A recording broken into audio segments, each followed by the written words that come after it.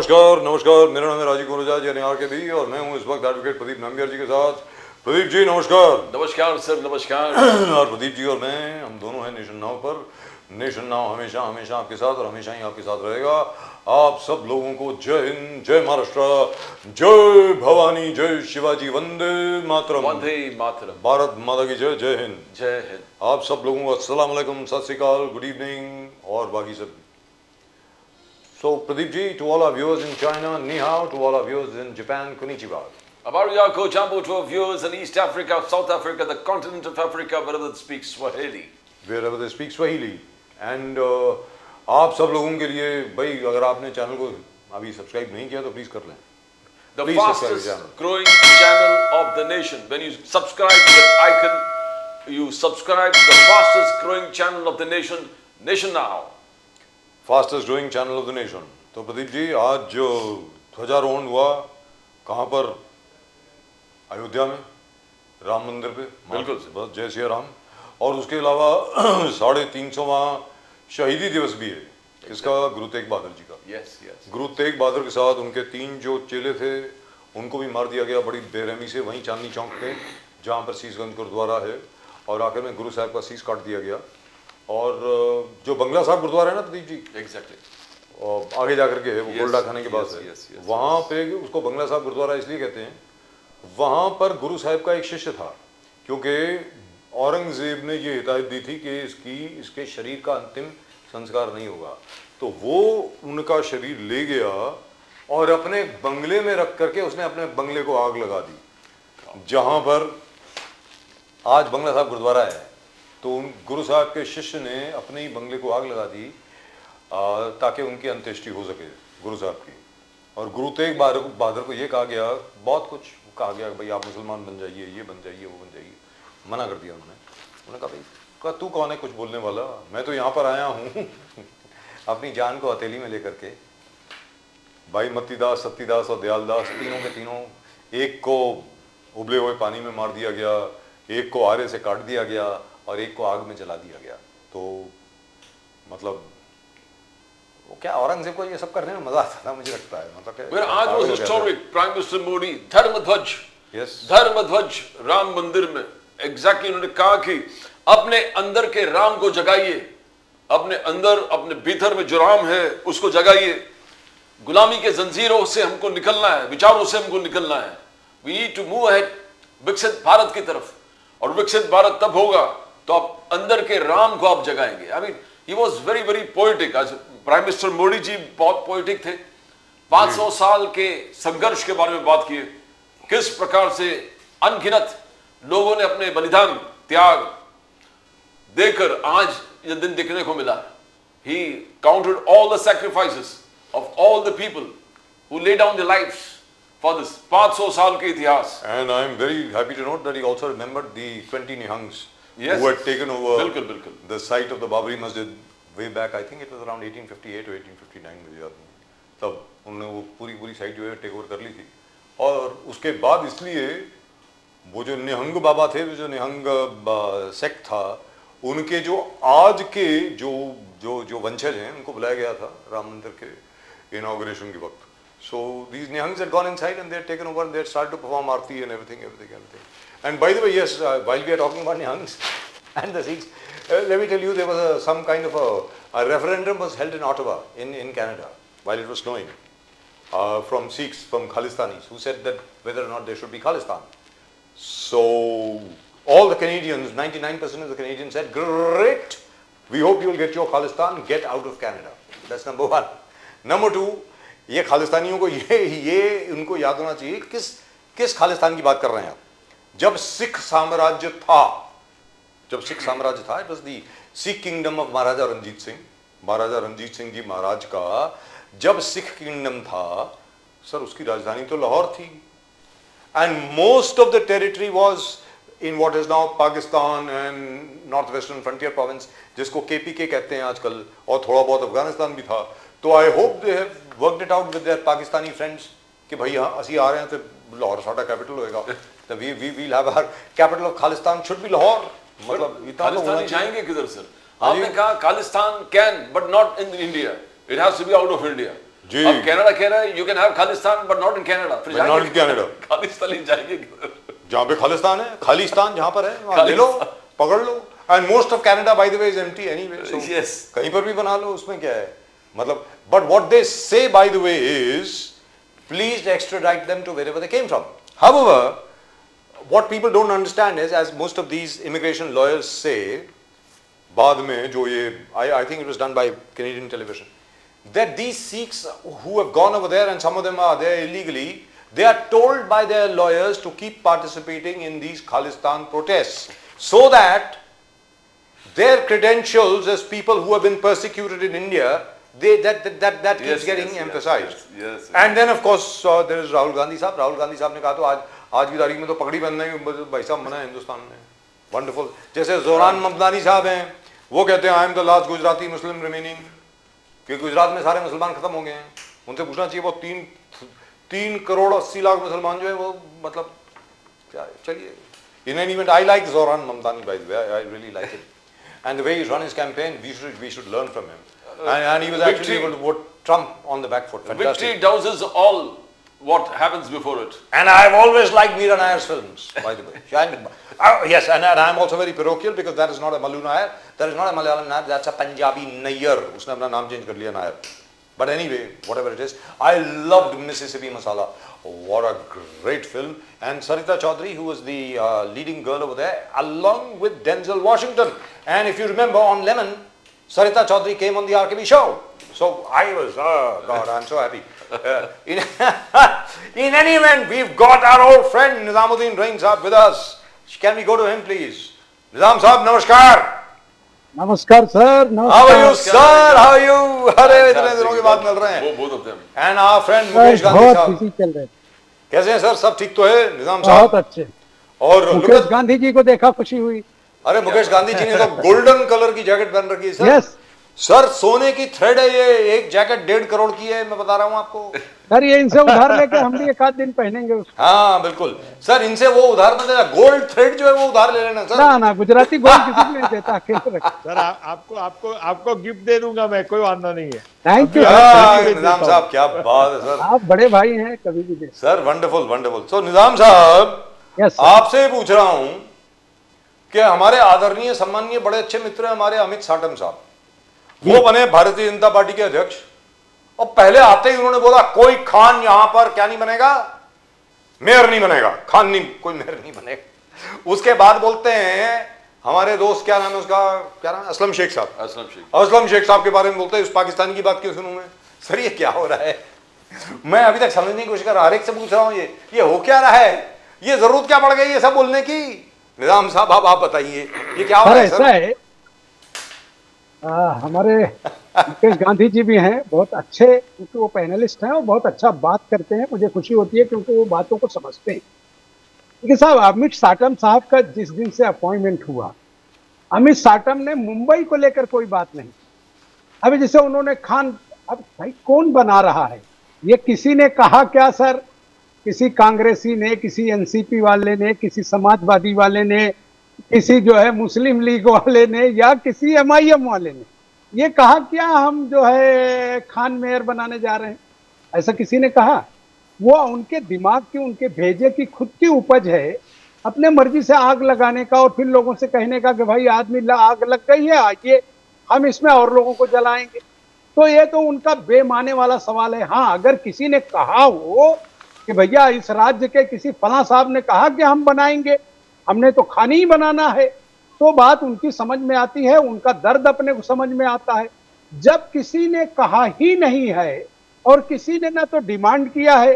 अच्छा, रही बात संविधान की, जो संविधान जिस चीज के लिए कारपोरेशन में बना है, जिसके पार्टी में जो लोग चुने जाएंगे वो हाउस लीडर चुना जाएगा। हाउस लीडर के बाद उनकी अपनी एक बॉडी होती है, वो तय करेगा कौन बनेगा कौन नहीं बनेगा, वो तो बात की चीज है। लेकिन जब वजह सर कोई विषय ही नहीं है, किसी ने कहा ही नहीं है, तो वो जबरदस्ती क्यों बात करके लोगों के दिलों में नफरत पैदा करने का, नफरत पैदा करने का यही एक काम है। अब रही असलम शेख की बात, सर इनका जो स्टेटमेंट था वो झगड़ा इनका नहीं है, अमित साटम की कोई हैसियत नहीं है। आपको पता है कि मोहित कंबोज नाम के मेरे एक मित्र हैं, मेरे भी मित्र हैं, अब वो पहले कांग्रेस में थे और वो बुलियन के चेयरमैन रहे, ये गांधी भाई को भी अच्छे से पता होगा, मुकेश भाई को भी। वो बुलियन के चेयरमैन थे, उनका बहुत अच्छा संपर्क लोगों के बीच में है, वो अपना एक रिश्ता उन्होंने बनाया। उन्होंने असलम शेख का भी कोई इशू नहीं आता, मोहसिन हैदर हमारे नगर सेवक हैं, उन्होंने एक विषय उठाया, बहुत बड़ी एक प्रॉपर्टी जो सरकार से रिलेटेड है, वो किसी तरह से माननीय मुख्यमंत्री महोदय ने उनको जो है दिया है डेवलप करने के लिए। उस विषय को लेकर ये झगड़ा आया और इसकी प्रेस कॉन्फ्रेंस हुई। वर्षा गायकवाड़ ने माननीय मुख्यमंत्री को चिट्ठी लिखा कि आप जो है इसकी जांच कराएं, ये गलत हो रहा है, जो भी है, इस तरह की बातें आई। तो अमित साटम जी ने इस तरह का पहला बयान, अमित साटम से पहले बयान आया माननीय हमारे कौशल मंत्री श्री जो लोढ़ा जी का। जी। अब लोढ़ा जी ने यह बयान दिया कि मलाड और मालोनी में जो है रोहिंग्या बस रहे हैं, बांग्लादेशी हैं, हम उनके घरों को तोड़ेंगे। और मेन बात यह है कि जब तक कोई प्रपोजल नहीं आया उससे पहले उन्होंने वहां बुलडोजर से घर गिराना चालू कर दिया। कल जो है उसका रिजल्ट आप देखिए, कल पीसी थी, 70% से ज्यादा घर हिंदू भाइयों के तोड़े गए। कल वो सारे हिंदू परिवारों को सामने खड़ा कर दिया गया और उन्होंने अपने डॉक्यूमेंट्स दिखाए। और ये क्यों हो रहा है ये सुन लीजिए। वो जो तोड़ी जा रही हैं जगहें, वो माननीय जो हमारे प्राइम मिनिस्टर जी हैं उनके चहेते एक ही साहब हैं, उनको उसके अलावा दाएं बाएं कुछ दिखता नहीं, उनको वो जमीन देनी है अडानी साहब को। अब वो जमीन चूंकि अडानी साहब को देनी है, इसलिए अगर हिंदुओं का घर भी उजड़ रहा है तो उजड़ जाने दो, लेकिन कहा यह जा रहा है कि ये बांग्लादेशी और रोहिंग्या है। अच्छा भैया, हम मान लेते हैं कि हो सकता है असलम शेख ने बसाया हो वोट लेने के लिए। अगर उन्होंने रोहिंग्या को बसाया या बांग्लादेशी को बसाया तो जो 3 दिनों में तोड़क कार्रवाई हुई, क्या उनके पास एक भी कोई एविडेंस है? क्या कोई एक भी बांग्लादेशी वहां गिरफ्तार हुआ? क्या एक भी एविडेंस वो रोहिंग्या का वहां की लोकल पुलिस स्टेशन, वहां का डीसीपी जोन 10 या जो है वहां का कोई अधिकारी या राज्य सरकार का कोई परिपत्र? तो इससे यह साफ जाहिर हो जाता है कि अमित साटम साहब जो हैं वो गलत भावना से काम कर रहे हैं। वो महाराष्ट्र राज्य, मुंबई राज्य के लिए ठीक नहीं है। निजामुद्दीन जी, आप निजामुद्दीन जी सर, अगर वो देखिए सर, 1 मिनट, हाँ। अगर ये विषय है कि वहां रोहिंग्या और बांग्लादेशी बसे हैं तो सर जवाबदारी किसकी है? बांग्लादेश के बॉर्डर से 8 राज्यों को क्रॉस करते हुए मुंबई आती है। उन 8 राज्यों में से 8 जगह, एक बंगाल को छोड़ दीजिए तो 7 राज्यों में इनकी सरकारें हैं, केंद्र में इनकी सरकार है, गृह मंत्री इनका है, पुलिस विभाग इनका है, म्युनिसिपैलिटी इनका है। तो ये सारे आए कैसे? और अगर आए तो जवाबदार कौन हुआ?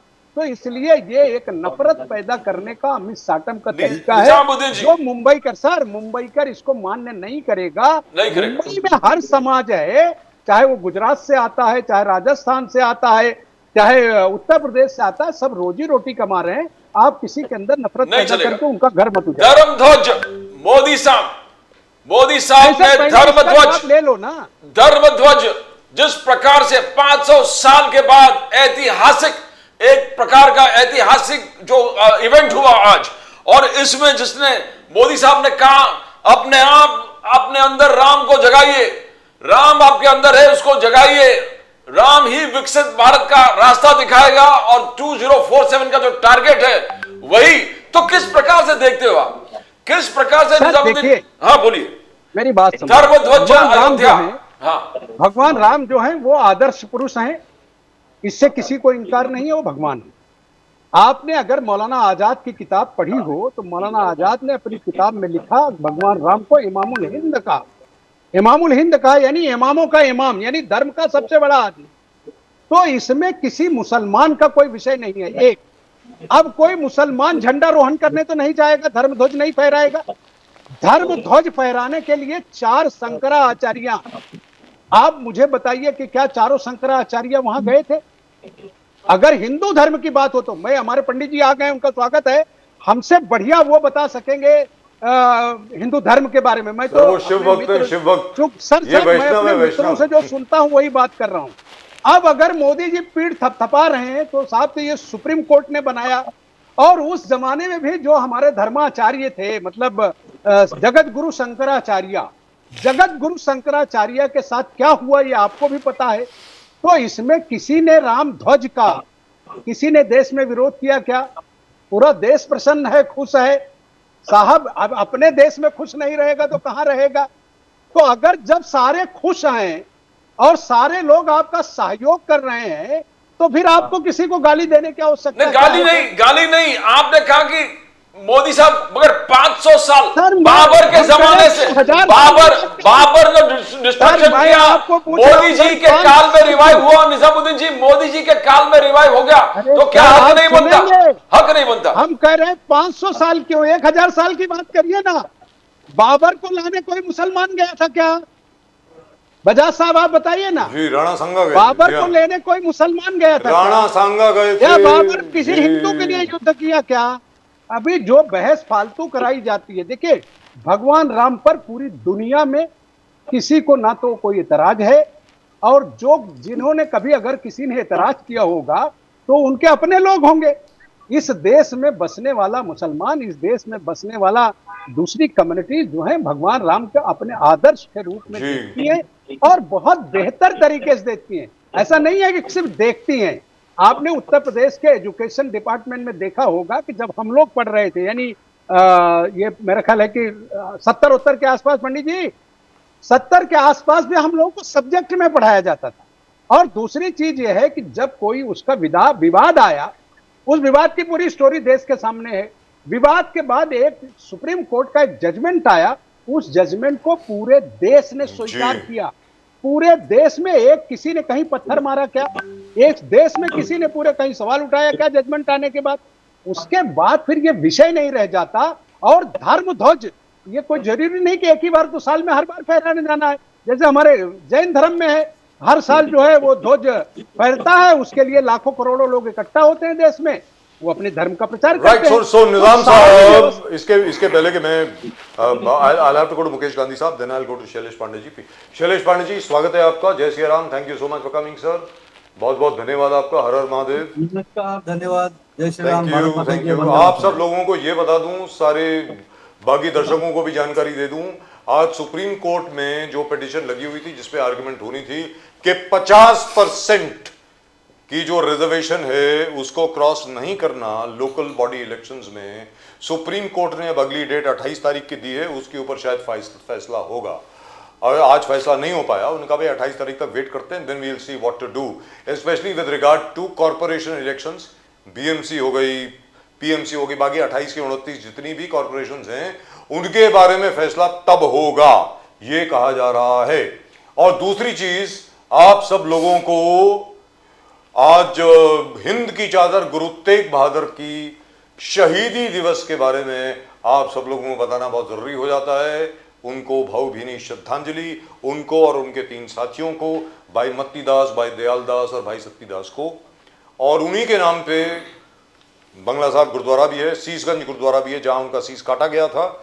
और बंगला साहब गुरुद्वारा वो है जहां पर उनके शिष्य ने उनकी अंत्येष्टि की थी, क्योंकि बादशाह औरंगजेब का हुक्म यह था कि इनकी अंत्येष्टि नहीं होगी। फिर भी वो उनकी बॉडी जो है चुरा के ले गए थे और उन्होंने अपने ही बंगले को वहां पे आग लगा दिया, इसलिए उस गुरुद्वारे को बंगला साहब गुरुद्वारा कहा जाता है दिल्ली में।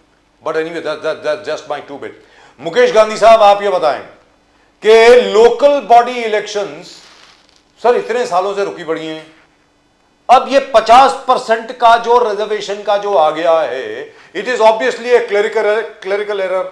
मुकेश गांधी साहब, तो मतलब किसी क्लर्क की गलती की वजह से स्टेट इलेक्शन कमीशन में अब दोबारा पोस्टपोन हो जाएंगी या नहीं होंगी, मालूम नहीं मुझे, because supreme court has said कि अगर आप ये पर्ची 50% को करेक्ट नहीं करते, ये जो रिजर्व सीट्स हैं, this has to be less than 50%, we will postpone the elections. Mukesh Gandhi साहब, ये क्या है, अब आप बताएं सर प्लीज। सर पहले राजीव जी, मैं वो आपके टॉपिक के ऊपर आ रहा हूं, पर सबसे पहले तो मैं आज तेज बहादुर जी के आज शहादत के दिन के ऊपर पहले तो उनको नतमस्तक होकर के प्रणाम करता हूं जी। आज देखिए हिंदुस्तान में 2 घटना हुई है। एक घटना हुई है, सुबह राम मंदिर पे ध्वज लहराया जी, और वो ध्वज भी जो सनातन धर्म और भारतीय परंपरा और संस्कृति की शान को जिसने बढ़ाया है वो नरेंद्र मोदी जी ने किया है। जी। और पहले के जमाने में भी राजा महाराजा मंदिरों की ध्वजा लहराते थे, उनमें शंकराचार्य की या कोई आचार्य की जरूरत नहीं रहती है, खाली आचार्य जो होते हैं वो ध्वजा का पूजन करके रखते हैं और बाद में राजा उसका आरोहण करता है, क्योंकि राजा क्षत्रिय है, राजा को उसका रक्षण करना है, एक बात है। और आज जिस तरह से मोदी जी ने ये ध्वजा लहराई और आज पूरे देश को एक मैसेज दिया कि एक ध्वजा के नीचे आकर जनगण मंगल गान जगा है और आज एकता की देवी के अधरों पर वरदान जगा है। आज पूरे भारत को एक करने का काम और भारतीय परंपरा को उजागर करके जनमानस को लेकर के 2047 के जो काल तक इस देश की महत्ता बढ़ानी है, मैकॉले की शिक्षण पद्धति को छोड़ करके धीरे धीरे हमारे भारतीय परंपरा की जो हमारी जो दिव्य संस्कृति है उसको उजागर करने की जो बात की है, आज सचमुच नरेंद्र मोदी जी ने जो क्या अपना बात है। भाषण दिया है, मैं तो कहता हूं कि प्रवचन किया है। सर आप मैकॉले को और वो इतनी गाली क्यों प्रवचन देते हैं? बहुत बेनमून और बहुत प्रेरणादायी है। क्या बात इसमें है। इन्होंने कोई धर्म का के बारे में गलत बताया नहीं है, उन्होंने सारे देश को जोड़ के सारे धर्म और संप्रदायों मुकेश को गांधी साहब। जोड़ करके बात की है। और दूसरी बात कि उस आज के ही दिन तेग बहादुर जी के शहीदी स्मरण दिवस। में उन्होंने वहां एक कार्यक्रम जो हुआ उसका भी ये किया और बाद में ब्रह्म सरोवर में कुरुक्षेत्र में के जहां गीता कही गई वहां भी ब्रह्म सरोवर का पूजन किया। आज का दिन आप देखिए ना राजीव जी, एक प्रदीप छोटा जी, सवाल पूछ लूं सर? और मेरे सारे पैनलिस्ट को एक बात करना चाहता हूं कि आज का दिन जो है ना वो भारतीय परंपरा को, भारतीय अस्मिता को उजागर करने का एक जबरदस्त दिन था। आने वाली नई पीढ़ी को हमारी परंपरा के साथ जोड़ने का एक अभियान हुआ है और ये इतिहास में बहुत बड़े अक्षरों में लिखा जाएगा। वंडरफुल, वंडरफुल, भारत माता की जय। तो आपसे एक सवाल पूछ लूं सर, आपने मैकॉले की बात करी, आप लोग मैकॉले को इतनी ज्यादा गाली क्यों देते हैं सर? लॉर्ड मैकॉले जो है वो पोइट भी थे बाय द वे, रेजा अंगला के ऊपर उन्हीं की पोएम है ऑरिशस, उसकी 4-5 लाइन वो लिखी हुई हैं। How can man die better than facing fearful odds for the ashes of his father and temples of and the God. temples of his gods. That was written by Lord Macaulay, by the way. Yeah, I know. Good. So, but the Every concepts, man upon this earth, death comes sooner or later. Yes. How can Man man die better than facing fearful odds odds of his father and temples for of the God? ashes of his father and the temples of his gods. That's right. That is by Lord Macaulay. So maybe we should get rid of that too. Number 2, ये Macaulay की ही जो education system है उससे सत्या नडेला पैदा हुए जो CEO हैं Microsoft के, सुंदर पिचाई पैदा हुए जो सीईओ हैं गूगल के, विमल कपूर पैदा हुए जो सीईओ हैं हनीवेल के, राज सुब्रमण्यम पैदा हुए जो सीईओ हैं फेडेक्स के, शांतनु नारायण पैदा हुए जो चेयरमैन और सीईओ हैं एडोबी के, Anand Krishna chairman and CEO of IBM, Vasant Narasimhan CEO of Novartis, Sanjay Mehrotra President and CEO of Micron Technology, Leena Nair Global CEO of Chanel, the perfumes and fashion house, Ajay Pal Singh Banga President of the World Bank. ये सब लोग Macaulay की पद्धति से बढ़े हैं ना sir? तो आप मैकॉले को क्यों गाली देते हो सर? नहीं, इनको गाली देने की बात नहीं है। आप एक बात समझिए, देखिए एक कोई जब अंग्रेजों का राज हमारे देश में आया तो उसने सबसे पहले हमारा ये सब लोग कौन है? ये सब लोग कौन है? हमारे लोग हैं ना? फिर हमारा भाषा परिवर्तन किया, अरे और बाद सर, में हमारे धर्म की वृत्ति का परिवर्तन किया। Today we have a huge इसके कारण advantage. क्या हो गया कि मैकॉले की शिक्षण पद्धति में वो एक सिस्टम अच्छी थी, पर उसके अंदर उसके पीछे उसकी आड़ में जो कांग्रेस की परंपरा जुड़ गई, कांग्रेस की हमारी परंपरा, भारतीय संस्कृति के कमाल है। मूल्यों को तोड़ने का जो धन्यवाद काम सर। किया ना, वो हमारे देश को डैमेज गांधी साहब, सर फॉर्चून 50 कंपनीज में से 40 कंपनी ऐसी हैं वही मैकॉले की पद्धति से बड़े हुए सीईओ हैं। पद्धति, एक बात समझिए राजीव जी, आपने जितने नाम दिए उनको हम सलाम करते हैं, उनको अप्रिशिएट करते हैं। मैं सर मोदी जी मिलते हैं उनको जाके, वो यहाँ पर आते हैं, सबसे पहले मोदी जी उनको बुलाते हैं, सुंदर पिचाई वो शेर चस्ना हो, सो वॉज अजय पाल सिंह बांगा। आपने मोदी जी का लेक्चर प्रवचन बरोबर सुना नहीं है सर। एक देखिए, उन्होंने सीधा क्या कहा कि मैकॉले की एजुकेशन पद्धति से हमारी भारतीय परंपरा को उजागर करने का काम बंद हो गया था, वो हमें वापस शुरू करना है, इतनी बात है। गांधी साहब, मोदी साहब शायद गुलामी के मानसिकता का नींव जो रखा था वो मैकॉले ने रखा था। एंड ही सेज दैट ये गुलामी के मानसिकता आज 500 साल राम मंदिर के, उसके बाद अंदर राम बाहर निकलने के बाद जो गुलामी के मानसिकता वो खत्म होने वाला है। Can you elaborate on that? क्या मैकॉले सिस्टम वाज प्रोमोटिंग गुलामी मानसिकता? सर देखिए, अंग्रेजों की जो शिक्षण पद्धति थी उसने एक गुलामी प्रथा शुरू की थी। हमारे जितने भी लॉज है, हमारा कॉन्स्टिट्यूशन है, ये सब में अंग्रेजों की छाप थी, क्योंकि उनका अंग्रेजों का वर्चस्व था और हमारा देश और हमारे नेता उस टाइम में कमजोर हुए थे। तो वहां आजादी के आंदोलन के बाद में धीरे धीरे उसमें परिवर्तन आया। कांग्रेस ने भी कुछ अच्छा काम किया है, बहुत अच्छे काम भी किए, पर जो ये हमारी भारतीय परंपरा को उजागर करने का काम था, जो जैसे इजराइल में जूस लोगों को अपनी हिब्रू लैंग्वेज और अपने धर्म के बारे में जो अस्मिता है, वो अस्मिता में जब तक हमारे वतन के अंदर हमारी वतन परस्ती नहीं रहेगी, जब तक हमको हमारे देश के लिए, हमारे धर्म के लिए, हमारी परंपरा के लिए अभिमान अस्मिता नहीं होगी, तब तक वो देश आगे बढ़ नहीं सकता है और दुश्मनों के सामने टक्कर दे नहीं सकता है। ये निर्विवाद बात है और उसको बढ़ाने का काम आज मोदी जी कर रहे हैं, वो जबरदस्त प्रशंसनीय है। Right, so let me go to Shailesh Pandey साहब। तो कहने का मतलब ये हुआ, आज की तारीख में जो हमारे बीपीओ हैं, कॉल सेंटर्स हैं, हिंदुस्तान के जो लोग हैं, उनको इतना एडवांटेज मिलता है पूरी दुनिया में अंग्रेजी की वजह से, वो सब उठा करके फेंक दें। कहने का मतलब ये हुआ। क्या बात कर रहे हैं सर, मैं आता हूं आपके पास। देखिए, ऐसा है, मोदी जी खुद भी इंग्लिश में बात करते हैं आज जी, उसमें पहले से ही बात करते थे। अमेरिका में इतने साल रहे, मैंने ऐसा कहा, 2 साल रहे अमेरिका में। मोदी जी भी ऐसा नहीं कहते हैं कि अंग्रेजी को दीवार करो। सर, अंग्रेजी का महत्व बढ़ा हुआ है, उसको मान्य करते हुए हमारी जो जनरेशन आने वाली नई पीढ़ी है, उनको देश की परंपरा के साथ जुड़ने का ये सारा, किसको मालूम नहीं है सर? देश की परंपरा सबको मालूम है। मैं आपको एक चीज बता दूं, हमारे जो बच्चे हैं ना, अरे मुकेश गांधी साहब पूरी बात सुन लीजिए, उनकी वैदिक स्टडीज हमसे ज्यादा अच्छी हैं, पुराणों का ज्ञान उनको ज्यादा अच्छा है। वो एक एक चीज जानते हैं, कौन सा उपनिषद है, कौन सा महापुराण है, कौन सा माइनर पुराण है। जितने बच्चे आ रहे हैं आजकल, मुझसे, आपसे, शैलेश पांडे जी से, निजामुद्दीन रहीम से, सबको ज्यादा नॉलेज है, बता दूं मैं आपको। Anyway, let me go to Shailesh Pandey साहब। पांडे जी, शैलेश पांडे जी, हाँ प्रदीप जी, इधर मैं एक सवाल पूछूं छोटा सा। शैलेश पांडे जी, अब आप ये बता दें कि सर ये अमित साटम साहब जो हैं, हमारे बड़े अच्छे दोस्त हैं वैसे, सर उनको क्या जरूरत पड़ गई वो असलम शेख को पाकिस्तानी भूलने की? ये क्या है सर?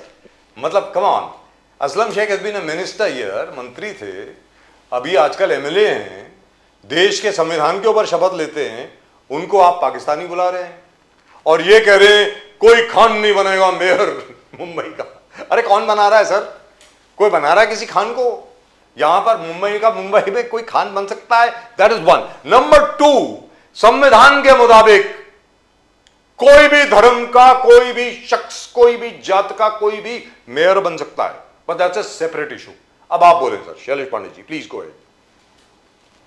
देखिए राजीव जी, सबसे पहले तो मैं आपको और आपके न्यूज चैनल के माध्यम से समस्त देशवासियों को, समस्त विश्व के हिंदुओं को, समस्त मानवों को आज भगवान श्री रामचंद्र जी, मर्यादा पुरुषोत्तम भगवान श्री रामचंद्र जी के जन्मभूमि में श्री राम जन्मभूमि मंदिर जो संपूर्ण हुआ और आज वहां पर जो ध्वजारोहण हुआ, ध्वजारोहण की मैं बहुत बहुत हृदय की अथाह गहराई से समस्त संसार को बधाई देता हूं।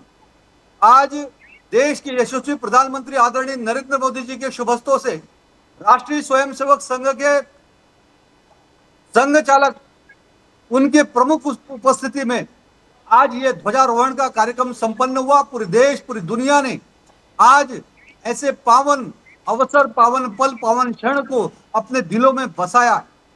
550 वर्षों के लगातार संघर्ष के बाद प्रभु श्री रामचंद्र जी का मंदिर का निर्माण और ध्वजारोहण का यह कार्यक्रम आज जो भी लोग अपने नेत्रों से देखे, उनके नेत्रों में मैंने अश्रु देखा, एक आनंद के अश्रु देखा, क्योंकि इसमें हमारी कई पीढ़ियां खप गई, कई पीढ़ियां खप गई, कई हमारे हिंदू समाज के भाई बहन शहीद हो गए, जेलों में जाना पड़ा।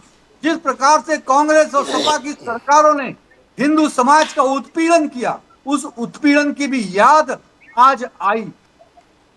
समाजवादी पार्टी के कार्यकाल में वहां पर जिस प्रकार से कार सेवकों पर गोलियां चलाई गई थी, उनकी हत्याएं की गई थी, जेलों में बंद कर दिया गया था, उस उत्पीड़न, उस संघर्ष, उस दुख, उस संकट का भी आज याद आया। आज हमें याद आए अशोक सिंघल जी, आज हमें याद आए अटल बिहारी वाजपेयी जी, लाल कृष्ण आडवाणी जी की संघर्ष यात्रा, रथ यात्रा आज पूरे देश और दुनिया के सामने में 550 सालों का जो इतिहास रहा। जो हमारे गुरु थे वो भी अयोध्या की राम जन्मभूमि लड़ाई में अनेक राजा महाराजाओं ने संघर्ष किया, संतों सन्यासियों ने लड़ाई लड़ी। औरंगजेब के काल में जब मंदिर तोड़ा गया, उसके पहले बाबर के काल में, तब से लेकर आज तक 550 साल तक अनेक राजा महाराजा, तो अभी के ऊपर आ जाए सर, अभी बीएमसी के ऊपर पांडे जी, हिंदूवादी संगठनों का जो संघर्ष रहा, उस संघर्ष को भी मैं बहुत बहुत धन्यवाद। पांडे जी, धर्मध्वज को लहराते हुए मोदी जी ने कहा कि 500 इयर्स के बलिदान, सैक्रिफाइस, मोदी जी ने याद दिला दिया। पर क्या ये जरूरी था? प्रभु राम को काल्पनिक बताने वालों पर मोदी जी बरसे। पांडे जी, क्या आज बरसना जरूरी था? राम को काल्पनिक करने वाले को मोदी जी ने कहा कि नहीं, इनको हम बर्दाश्त नहीं करेंगे। पांडे जी, बिल्कुल नहीं करेंगे। मोदी जी ने जो कहा एकदम सही कहा। देखिए, आज कांग्रेस पार्टी का इतिहास काले अक्षरों से लिखा जा चुका है। इनके मुंह पे कालिख लग चुकी है, क्योंकि इन्होंने भगवान श्री राम, मर्यादा पुरुषोत्तम भगवान श्री राम को काल्पनिक कहा, राम सेतु को काल्पनिक कहा, भगवान राम को काल्पनिक कहकर इन्होंने सुप्रीम कोर्ट में हलफनामा दायर किया। और कांग्रेस पार्टी के अनेक जो वकील हैं, कपिल सिब्बल और अन्य वकील भी, वो सुप्रीम कोर्ट में खड़े होकर लड़ाई लड़े और इन्होंने भगवान श्री रामचंद्र जी के जन्मभूमि में मंदिर ना बन सके, इसके लिए अनेकों साल तक अड़ंगा लाके रखा। ये इनका काला इतिहास, इनके मुंह पर कालिख पोता हुआ इतिहास, ये देश की जनता नहीं, जब तक सूरज चांद रहेगा कांग्रेस की इस काले इतिहास को कोई भूल नहीं सकता है। और उसके साथ ही राष्ट्रीय स्वयंसेवक संघ, विश्व हिंदू परिषद, बजरंग दल, भारतीय जनता पार्टी, अखिल भारतीय विद्यार्थी परिषद, ऐसे अनेक हिंदूवादी संगठनों का जो त्याग संघर्ष रहा, वो त्याग और संघर्ष को भी शैलेश पांडे जी, एक इतिहास छोटी के सी बात सुनहरे है, अक्षरों से लिखा गया आपके इतिहास है। सामने रख दूं क्या? छोटी सी बात है सर। बोलिए। कांग्रेस के कपिल सिब्बल साहब ने, आपका एक सवाल का जवाब मैं नहीं दे पाया। मैं आता हूं, उसी पे आता हूं। पहले ये खत्म कर लें सर, ये खत्म कर लें सर, ये खत्म कर लें, पहले ये खत्म कर लें। कांग्रेस की जब सरकार थी, ये जरूर कहा गया कि श्री राम काल्पनिक हैं, ये एफिडेविट दिया गया, नो डाउट अबाउट इट। और उसके बाद जब पूरे देश में हाहाकार मची, तो ये एफिडेविट वापस लिया गया। लेकिन जो लेटेस्ट एफिडेविट है उसी केस में, राम सेतु वाले केस में, लेट मी कोट सर, ये मोदी जी की सरकार का एफिडेविट है। ये कहा गया है, the government has stated that while satellite images show a chain of limestone shoals, they cannot be accurately said to be the remnants of a bridge, and it is very difficult to scientifically verify its existence due to the ancient timeline. आपकी सरकार ने भी यही बोला है, we cannot verify कि ये राम सेतु है या नहीं है। सर, सरकारें ब्यूरोक्रेट से चलती हैं, याद रख लो। ये किस ब्यूरोक्रेट ने कब जा करके अंदर एफिडेविट दे दिया, आपको मालूम भी नहीं पड़ा। सुप्रीम कोर्ट में है सर ये एफिडेविट, ये बता दूं आपको। आपकी सरकार ने दिया, यानी मोदी जी की सरकार ने दिया है सर। अब आगे बढ़े। ये तो ठीक है, हम लोगों ने तो शोर मचा आप- दिया है। आ रहा हूं निजाम साहब, आपके पास आ रहा हूं। और जिसको जो बताना था बता दिया गया है, और कौन सा सरकारी हुक्मरान बाहर जाएगा ये भी मालूम है, ऐसा नहीं है। लेकिन सर इसके ऊपर तो जरा ध्यान देना चाहिए ना। निजाम साहब एक बार शैलेश जी से पूछ लें असलम शेख के बारे में। आ रहा हूं आपके पास सर, एक सेकंड, बस एक सेकंड। शैलेश पांडे जी, असलम शेख को पाकिस्तानी बुला दिया गया, अब आप बोलें सर क्यों? देखिए राजीव जी, जिस प्रकार से असलम शेख एक विधायक होते हुए भी आज महाराष्ट्र सरकार में भारतीय जनता पार्टी के वरिष्ठ नेता और महाराष्ट्र सरकार में एक मंत्री श्री लोढ़ा जी को जिस प्रकार से उन्होंने धमकी दी उनको जान से मारने की और उनको जान से और मारने उनके की? परिवार को, ये अक्षम्य अपराध किया। अरे उन्होंने, मुझे बताइए, तो अरेस्ट एक कीजिए। संवैधानिक पद पर बैठा हुआ गिरफ्तार कीजिए विधायक सर। को इस प्रकार की भाषा शोभा देती है क्या? सर, गिरफ्तार बिल्कुल नहीं कीजिए। देती। आज मैं बताता हूं, मैं उस मालवड़ी में चुनाव प्रचार में था 20-25 दिन तक लगातार महानगर पालिका के चुनाव में। जिस प्रकार से मालवड़ी की आज हालत है, आज आप वहां पर देखेंगे जिस प्रकार से तो पाकिस्तानी हो गया। ये इन्होंने असलम शेख ने, इनके परिवार ने कराए। कितनी स्टूडियो, कितनी जगह गवर्नमेंट की इनके, इन्होंने तो और इनके पाकिस्तानी लोगों हो ने गया क्या हड़प कर वो? रखी है।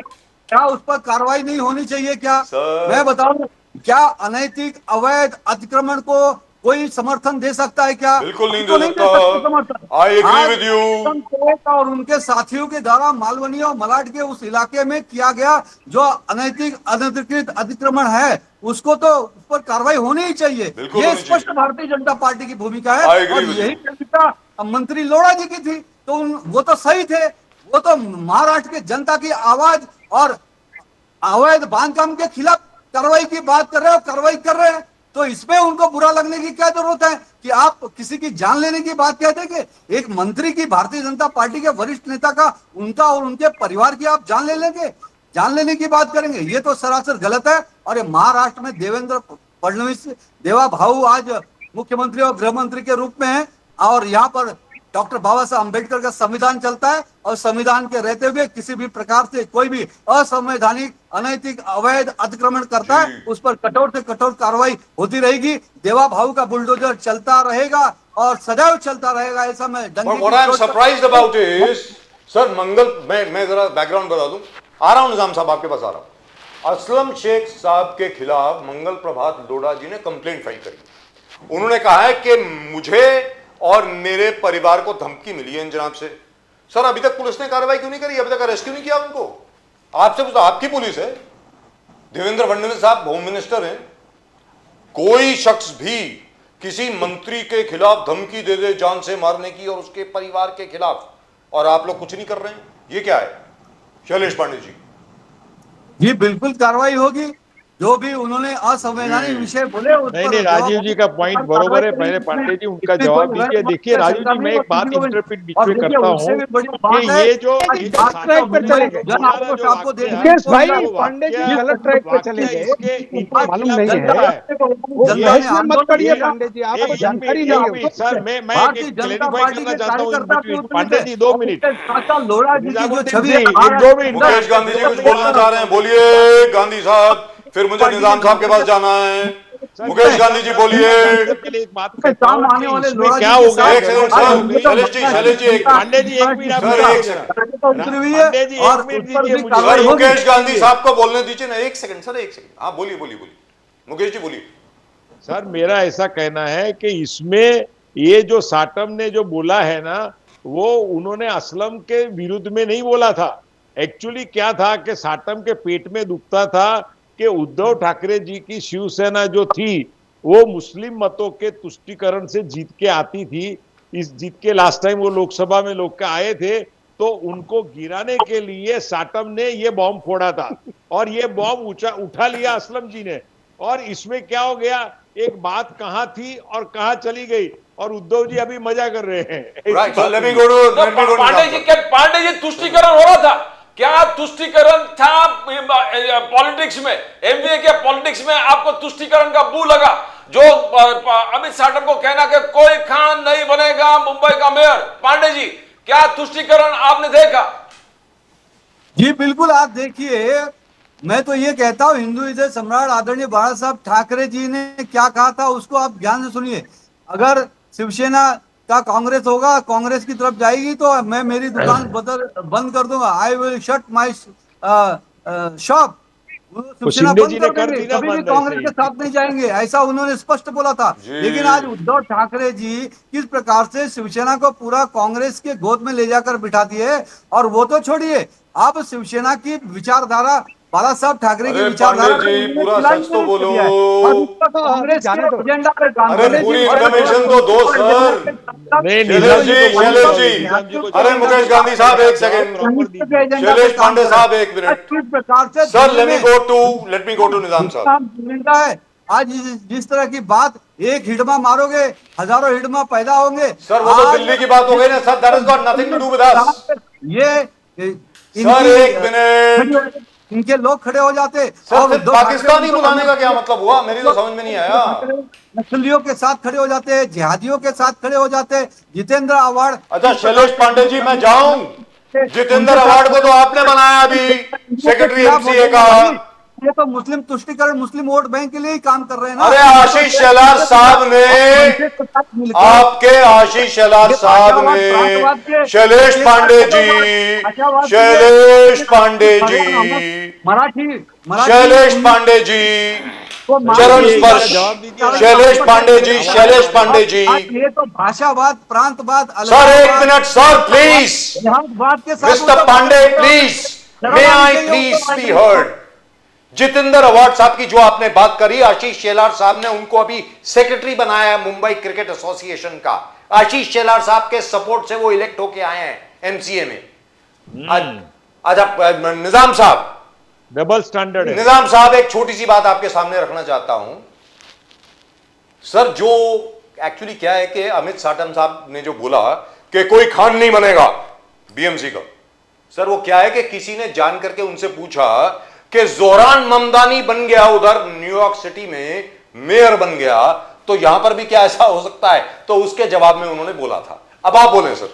देखिए निजाम साहब, मैं बहुत धन्यवाद करता हूं जी मुकेश गांधी जी का। हमें बोलने की जरूरत नहीं पड़ी, जो विषय था उन्होंने बहुत क्लियर कट कह दिया। जो सच शायद मैं नहीं कह पाता, उन्होंने बहुत अच्छे तरीके से और बहुत बढ़िया तरीके से कह दिया। मेरा ख्याल है कि आज रात में अगर पांडे जी सोएंगे तो सपने में उनको मुकेश गांधी जी याद आएंगे कि उन्होंने क्या कह दिया। बड़ी अच्छी बात कह दी उन्होंने। दूसरी चीज, आपने जो है एफिडेविट वाला जो इशू उन्होंने राम मंदिर के इशूज पर लाया था, उसका जवाब बजाज साहब आपने दे दिया, मुझे बोलने की जरूरत नहीं। मैं पांडे जी से सिर्फ एक सवाल करना चाहता हूं राम मंदिर के इशूज को लेकर कि आज की तारीख में अभी जिस आदमी को आपने राम मंदिर का ट्रस्टी बनाया, चेयरमैन बनाया, उसी आदमी की भूमिका थी कारसेवकों को मरवाने में। वही डीसीपी था उस जमाने में, उसी ने गोली चलवाया। तो आप तो उसको राम मंदिर का चेयरमैन बना दिया आपने। और उसके सर प्लीज एक शब्द भी आप बोलेंगे नहीं। जी बोलिए बोलिए बोलिए। तो अब इनको तय करना है ना। मैं तो स्वागत कर रहा हूं माननीय प्रधानमंत्री सहित देश के तमाम 140 करोड़ जनता का कि देश में आज माहौल बढ़िया जो है अयोध्या को लेकर है। किसी ने सवाल नहीं किया, सवाल इनका ही है। अब आइए, ये वो खान साहब के वाले मामले में मैंने पहले जब ये आए नहीं तो तभी मैंने बता दिया था कि सर उनसे किसी ने नहीं पूछा है, ये बिल्कुल झूठ बोलते हैं। उन्होंने, ये उनके अपने भेजे की उपज है। मैंने जैसे अभी मुकेश गांधी जी ने वो बातें कही कि उद्धव वाली, बिल्कुल उसी तरीके से मिलती जुलती। मोहसिन हैदर एक नगर सेवक हैं, वो मोहसिन हैदर ने एक क्वेश्चन किया पिछले दिनों इनके एक प्रॉपर्टीज को लेकर जो मोहित कंबोज डेवलप कर रहे हैं, और उस प्रॉपर्टी को आउट ऑफ वे जाके माननीय मुख्यमंत्री ने उनको दिया है। वो सरकारी संपत्ति है और वो संपत्ति है अंधेरी वर्सोवा के आसपास लेकर जहां वो बन रहा है। उस पर लोग कोर्ट में भी गए, जो भी है वो कोर्ट का इशू है। उस चीजें से दबाने के लिए ये विषय लाया गया था, जबकि किसी आदमी ने ये नहीं कहा कि साहब हमको तो जो है खान बनाना है। अरे भाई, देश का संविधान, आप खुद कह रहे हैं कि हम बाबा साहब के संविधान से चलेंगे। संविधान जो डिसाइड करेगा। अगर किसी कांग्रेसी ने, किसी मुस्लिम लीग ने, किसी समाजवादी ने, किसी ने कहा हो तब तो आप विषय पे आ सकते हैं। दूसरी बात, जो अभी ये मुस्लिम तुष्टीकरण की बात वो कर रहे हैं, आप इनसे पूछिए, पंडित जी से, कल फिर बुलाइए चर्चा में, और कल लिस्ट लेके मैं भी आता हूं, ये भी लिस्ट लेके आए। जो घर वहां तोड़े गए हैं, 70% हमारे हिंदू भाइयों के हैं, उसमें से सब उत्तर भारतीय हैं। पंडित जी, शर्म आएगी आपको। सारे उत्तर भारतीयों के घर तोड़े गए हैं और आप कह रहे हैं कि तुष्टीकरण कर रहे हैं। वो गरीब उत्तर भारतीय सभा के वहां बसे थे। 70%, अगर कम हो जाए तो राजनीति छोड़ दूंगा पंडित जी, कभी सियासत में नहीं आऊंगा, आपके चैनल पे आपके सामने मस्तक टेक दूंगा। 70% हिंदुओं का घर तोड़ा है आपने, और ये सिर्फ इसलिए कि आप किसी को दिखाने के लिए कि मैं जस्टिस कर रहा हूं। अगर आप जस्टिस कर रहे हैं तो सरकार आपकी है, फैसला लीजिए बैठ के अपने आपके संविधान के हिसाब से, जो इलीगल है उसे तोड़ दीजिए। और जो अमित साटम या हमारे माननीय मंत्री महोदय कह रहे हैं, आप मंत्री महोदय को पिछले दिनों हमने कहा था वंदे मातरम के इशूज पर, प्रधानमंत्री की तरह वो भी चाहते हैं कि हम देश में बहुत बड़े आदमी बन जाएं। वो चले गए अब वो असम के घर के बाहर मोर्चा निकालने, धरना देने। अरे भाई, पार्टी किस चीज के लिए है? बीजेपी जाए तो हमें समझ में आता है, क्योंकि संगठन है, उसका काम है मोर्चा निकालना, पार्टी के लिए लड़ना बनाना। लेकिन जब कोई राज्य का मंत्री बनता है सर, तो वो मंत्री सारे लोगों का है। ये मोर्चा निकालने चले गए, दूसरे जगह होता तो ये बर्खास्त कर दिए गए होते। मौलाना मदनी, आपकी दादागिरी है कि अगर आप गलत काम भी कर रहे हो और आप मंत्रिपरिषद का शपथ भी ले रहे हो। ऑलराइट, सो फाइन, वो बात आपकी आगे। एक छोटा करेक्शन, अरे निजाम साहब, छोटी सी करेक्शन मालोनी में निजाम साहब, एक छोटा सा करेक्शन। आपने नृपेंद्र मिश्रा जी की बात करी थी। Yes, Nripendra Mishra ji IAS officer हैं, वो डीसीपी नहीं थे उस वक्त, वो प्रिंसिपल सेक्रेटरी थे। सर, लेकिन इंचार्ज अयोध्या के वही थे। अरे पूरी बात तो सुन लीजिए। पे गोली चली। प्रिंसिपल सेक्रेटरी होम मिनिस्ट्री के इंचार्ज थे और मुलायम सिंह यादव जी ने उनको नियुक्त किया था कि अयोध्या की जो स्थिति है वो आप कंट्रोल कीजिए। और आज वो अयोध्या में जो मंदिर कंस्ट्रक्शन है उसके चेयरमैन है। यस जी, तो अब आप बोले, अब आप बोले। I just want to bring that in, he was not DCP, लेकिन गोली ही वाज प्रिंसिपल सेक्रेटरी। कहने पे चली ना, गोली उन्होंने चलवाई, कार सेवकों को उन्होंने मरवाया। सर, और ये कह रहे हैं चीफ मिनिस्टर का ऑर्डर था, सीएम साहब का ऑर्डर था सर। चलिए, ऑर्डर था, लेकिन मारा किसने? आदेश तो इनकार भी कर सकते थे। आज भी मौलाना मदनी, मौलाना एक मिनट बोलिए नाम्बियार साहब, प्लीज। हाँ बोलिए। जब एक राज्य का मुख्यमंत्री के ऑर्डर बहुत बार लोग अधिकारियों ने कैंसिल किए जी, मैं महाराष्ट्र में बता सकता हूं कि बहुत सारे आईपीएस और आईएएस अधिकारियों ने मना कर दिया मुख्यमंत्री के ऑर्डर को। तो अगर उनको हिंदू धर्म से प्यार था तो उनको गोली नहीं चलवाना चाहिए था। और अगर हमारे अडवाणी जी, अटल जी और दूसरे जो हमारे माननीय नेता रहे हैं, उनको सोचना चाहिए था कि उसी व्यक्ति को आपने क्यों किया। जी, मौलाना मदनी, निजामुद्दीन जी, मौलाना मदनी जिस प्रकार से कह रहा है कि मुस्लिम अत्याचार हो रहा है, बोले कि ममदानी वहां पर बन सकता मेयर, हम क्या वाइस चांसलर नहीं बन सकता क्या? अल फलाह में जो हो रहा है वो गलत है, अल फलाह यूनिवर्सिटी के लोगों के पीछे जो पड़ गया वो गलत है। तो क्या कौन सा अत्याचार हो रहा है? टेरर के खिलाफ ऐसा है, आपको मैं सैकड़ों की लिस्ट दे सकता हूं, आप क्या बातें कर रहे हैं। दूसरी चीज, मैं जमीयत उलमा का रिप्रेजेंटेटिव नहीं हूं, ना मैं उसका स्पोक्स पर्सन हूं, तो आप हमसे क्यों ये सवाल पूछ रहे हैं? आप जमीयत उलमा के मौलवी को बुलाओ यहाँ पे। टेरर इन्वेस्टिगेशन नहीं होना चाहिए सर, टेरर इन्वेस्टिगेशन नहीं होना चाहिए। कांग्रेस का नंबियार साहब, पहले सुनिए आप। बोले ना। मैं भी 20 साल पत्रकार रहा हूं। हाँ। मुझको भी पता है सवाल किससे पूछना है। ये सवाल आप निजामुद्दीन राय से कैसे कर सकते हैं? कांग्रेस ने कहा है क्या इन्वेस्टिगेशन नहीं होना चाहिए क्या? आप कैसी बातें कर रहे हैं? अल फलाह यूनिवर्सिटी के अंदर अगर प्लानिंग हो गया तो अल फलाह यूनिवर्सिटी का इंक्वायरी नहीं होना चाहिए। नहीं होना चाहिए। जो डॉक्टर्स हैं वो उनमें हिंदू डॉक्टर भी पकड़े गए हैं। हाँ, तो सबको पकड़ना चाहिए। बात कर रहे हैं? नहीं, वो विषय नहीं है आपका। मौलाना मदनी कह रहा है कि वाइस चांसलर का इन्वेस्टिगेशन नहीं होना चाहिए। कोई उनके आदमी बैठेगा तो आप डिबेट करिए ना। जिस चीज का संबंध नहीं किसी से, हमारा क्या संबंध आता है? कांग्रेस का क्या रिएक्शन है?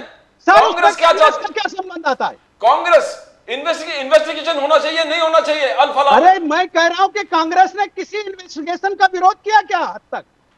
आप मेरे को एक इन्वेस्टिगेशन बताओ देश में, किसी इन्वेस्टिगेशन का कांग्रेस ने देश में विरोध किया है क्या? सवाल ये, बट आप कंडेम करते हो मौलाना मदनी का स्टेटमेंट को।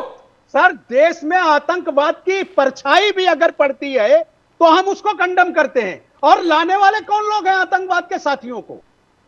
पुरी में कौन लेके आया? आप जो है आईएसआई को कौन लेके आया देश में? उसको जांच करने के लिए किसने दिया? आप वो विषय से बात सुने सर, वो विषय और ये विषय दोनों अलग हैं। ये मुंबई के विषय में उसको आप रिलेटेड मत करो। अगर उस पर बहस करनी है तो ये विषय बंद करो। तो निजाम साहब, तात्पर्य ये था आपसे पूछने का कि क्या आप इसको कंडेम करते हैं कि सर नहीं? जो चीज गलत है, गलत है तो गलत है, जो बिल्कुल चीज दुरुस्त गलत है वो गलत है। बिल्कुल। और दूसरी चीज क्या उन्होंने वो किस परिप्रेक्ष्य में कहा वो जवाब देंगे ना सर। जी, लेकिन आप हम कंडेम उनके तो कर सकते हैं उसको। सर हम इस जमीयत और देश में उलमाए हिंद आतंकवाद के के खिलाफ हैं। हमारे लोग आतंकवाद में मारे गए हैं, जो बहस कर रहे हैं उनके लोग नहीं मारे गए कभी। जी हमने प्रधानमंत्री खोए हैं, हमने मुख्यमंत्री खोया है आतंकवाद में, उनका कोई नहीं मरा अब तक। लोढ़ा जी ने क्या गलत किया मुंबई में? अगर वंदे मातरम कोई गाना नहीं चाहता, मोदी साहब ने खुद कहा कि नेहरू जी ने पूरा स्टांजा निकाल दिया था, पूरा एक बड़ा स्टांजा नेहरू जी ने निकाल दिया था। आप फिर गलत ट्रैक पे जा रहे हैं। नहीं, हम कह रहे हैं कि लोढ़ा जी राज्य मोर्चा सरकार लेके है, मेरे सुनिए सर, राज्य सरकार जो है महाराष्ट्र में शासन है, इनका कार्रवाई करने के लिए इनको पूरी छूट है। शासन निर्णय ले और कार्रवाई करे। मंत्री किसी दरवाजे प्रदर्शन करने जाने क्या सेंस है सर? वंदे मातरम नहीं गा रहे थे सर सुनिए ना, वो मिनिस्टर है, उनको ऑर्डर करना चाहिए पुलिस कमिश्नर को, पकड़ लाइए उनको, अरेस्ट करिए और केस डालिए अगर वो नहीं कर रहे हैं तो। आप मोर्चा निकाल रहे हैं, इसका मतलब क्या आप छपड़िंग कर रहे हैं, ड्रामेबाजी कर रहे हैं आप। अगर किसी ने अपराध किया है, इंक्लूडेड निजामुद्दीन राइन, असलम शेख, कोई भी, आप कार्रवाई करो इमीडिएट। सरकार को पूरी छूट है, कोर्ट मुकेश उनकी है, गांधी पुलिस साहब उनकी है। जी। आप तो किसी अब आप निजाम अगर आप साहब, मिनिस्टर हैं, अगर फिर इनके और केजरीवाल में क्या फर्क रह गया सर? मगर वंदे मातरम का विरोध जो नहीं सर हम करते, कह रहे हैं, विरोध नहीं वंदे होना चाहिए। मातरम का कांग्रेस का कोई विरोध नहीं है। कांग्रेस ने ही उसको जन्म दिया, आपने नहीं जन्म दिया। कांग्रेस ने ही वंदे मातरम लाया। ये बात भी कांग्रेस दुरुस्त के है। हर कार्यक्रमों में सबसे पहले वंदे मातरम पढ़ाया जाता है, उसके बाद कार्यक्रम शुरू होता है। आपने कवर किया होगा दसियों बार। मगर मेन स्टांजा निकल गए मुकेश गांधी। अरे सर आप फिर वही बात कर रहे हैं। मैं कह रहा हूं वो विषय नहीं है आप। Let me go to Mukesh Gandhi साहब। Pradeep ji 1 second please. जो निजाम साहब कह रहे हैं मुकेश गांधी साहब, मैं आपसे पूछ रहा हूं, मैं आपसे पूछ रहा हूं मुकेश गांधी साहब, क्या ये ठीक है किसी मंत्री के लिए कि वो मोर्चा लेकर जाए किसी के घर पे? राजीव जी, वंदे मातरम का सर शैलेश पांडे जी, मैं मुकेश गांधी से पूछ रहा हूं, फिर आपके पास आता हूं, फिर आपके पास आता मातरम पे हूं। मुझे कहना है, देखिए सर मैं आ रहा हूं आपके पास। वंदे मातरम अगर कोई कहता है, सर एक मिनट पूरी बात सुन लें राजीव जी। सर एक कॉन्टेक्स्ट में बात सुन लेना, संदर्भ में बात तो सुन लें सर। वंदे मातरम की जो हिस्ट्री है, आनंद मठ में बंकिम चंद्र चट्टोपाध्याय ने वंदे मातरम लिखा। और अगर आनंद मठ की अगर आप कॉन्टेक्स्ट देखें तो it's a slightly anti Muslim book, let me tell you very frankly, and lots of Muslims have reservations about singing Vande Mataram. Congress में नहीं थे, कांग्रेस का सारे प्रोग्राम कांग्रेस के 1952 से वंदे मातरम के साथ शुरू हुए हैं, और उसके पहले भी गांधी जी के वक्त भी शुरू होते थे। मेरा यह कहना है, कांग्रेस के मुसलमानों ने कभी ऑब्जेक्ट नहीं किया। मैं आपसे पूछ रहा हूं, मंगल प्रभात लोढ़ा जी सरकार में मंत्री हैं, निजाम साहब का यह कहना है, क्या किसी मंत्री को शोभा देता है कि आप किसी के पास जाकर के मोर्चा लेके जाए, पार्टी मोर्चा लेके जाए, there is no problem. Shailesh Pandey ji मोर्चा लेके जाएं, अपने क्या नाम है इसका, अमित साटम साहब मोर्चा लेके जाएं, absolutely fine. But why should mister Mangal Prabhat Lodha take a मोर्चा? Arrest him, otherwise arrest Abu Asim Azmi. ऐसी क्या बात है? अब आप बताएं सर, मुकेश गांधी साहब प्लीज। आपका पॉइंट और निजामुद्दीन का पॉइंट मुझे यहां बहुत बरोबर लॉजिकल लगता है कि मंगल प्रभात लोढ़ा जी को ऐसे मोमेंटम खड़े कर करके अपना विरोध प्रदर्शन करने की कोई जरूरत नहीं थी। उनको अगर ये लगता था तो उनको वंदे मातरम के बारे में अपने साटम को बोलना चाहिए, मुंबई के जो प्रदेश प्रमुख है उनको बोलना चाहिए कि आप मोर्चा लेके जाइए। वो मोर्चा ले जाकर के एक पब्लिसिटी करना चाहते थे, ऐसा लोगों के अंदर प्रतिपादित हुआ है। इवन बीजेपी के लोगों के अंदर भी ये प्रतिपादित हुआ है। उनके लोगों ने भी मेरे को कहा है कि लोढ़ा जी अगर ऐसा नेतृत्व करेंगे तो हम लोग का क्या काम करेंगे, हम क्या विरोध प्रदर्शन करेंगे। तो एक बात है। और दूसरी बात यह है राजीव जी कि वंदे मातरम का पहला स्टेंजा जो है ना, वो मातृभूमि के बारे में बरोबर है, पर सेकंड स्टेंजा आप पढ़ेंगे उसमें, तो मैं डिटेल में नहीं जाता हूं, पर वो माता जी के माँ के लिए काली माँ का वर्णन भी उसके अंदर है, इसीलिए मुसलमान उनका विरोध करते हैं। तो ये वंदे मातरम का एक ही स्टेंजा बीजेपी ने और हमारे देश में हम जहां भी फंक्शन होता है वो एक ही स्टांजा हम लोग होता गाते है। हैं, करेक्ट। और ये दूसरे स्टेंजा के कारण के जो मौलवियों ने वंदे मातरम के खिलाफ में मुसलमानों को भड़काया है। तो अभी क्या होता है कि एक चीज बहस में चली गई है तो उसको बहस को आगे नहीं बढ़ाना चाहिए और उनको वहां शांत करके डिप्लोमेसी से अगर लोढ़ा जी अबू आजमी के घर पे गए होते, उनके यहाँ चाय, उनको चाय पे या तो अपने मंत्रालय में बुलाए होते और कहा होता कि भाई ये काम बंद करो और हमारे यहाँ संवाद का वातावरण करो, तो लोढ़ा जी की हैसियत और बढ़ जाती थी। लेकिन मुकेश गांधी साहब, मैं शैलेश पांडे जी के पास जा रहा हूं अभी, उसके पहले मैं चाहूंगा आप इसके ऊपर रिएक्ट करें, उसके बाद मैं चाहूंगा शैलेश पांडे जी रिएक्ट करें, तो फिर शैलेश पांडे जी फिर मेरे ऊपर आरोप लगाएंगे कि मैं शरारत कर रहा हूं। मुझे तो ऐसा लगता है कि अबू आसिम आजमी को भारतीय जनता पार्टी के किसी ने ही उकसाया होगा बोलने के लिए, ऐसा लग रहा है सर, वेरी फ्रैंकली स्पीकिंग। आपका लास्ट टाइम भी यही पॉइंट था जी, मैं बोल रहा हूं। अरे मगर पहला पैरा भी गाने में क्या तकलीफ है, क्यों नहीं गाते? पहला पैरा अगर सब लोग गाते हैं, मुकेश गांधी साहब, पांडे जी, तो पहला पैरा तो गाना चाहिए। आपको पहला पैरा पे विनोद क्या है? पांडे जी, पहला तो छोड़िए, पूरा वंदे मातरम गा सकते हैं और गाना चाहिए डंके की चोट पे, मैं कहता हूं। और दूसरी बात मैं कहता हूं, आज जिस तरह से मुसलमान इस देश के भगवान श्री रामचंद्र जी को इमाम हिंद कहते हैं कि नहीं कहते? अगर आपको भगवान श्री रामचंद्र जी इमाम हिंद है तो मां दुर्गा, वो भी तो हमारी आराध्य है। मां दुर्गा को अगर आप प्रार्थना करते हो, नमस्कार करते हो, तो उसमें गलत क्या है, मुझे ये बताइए आप।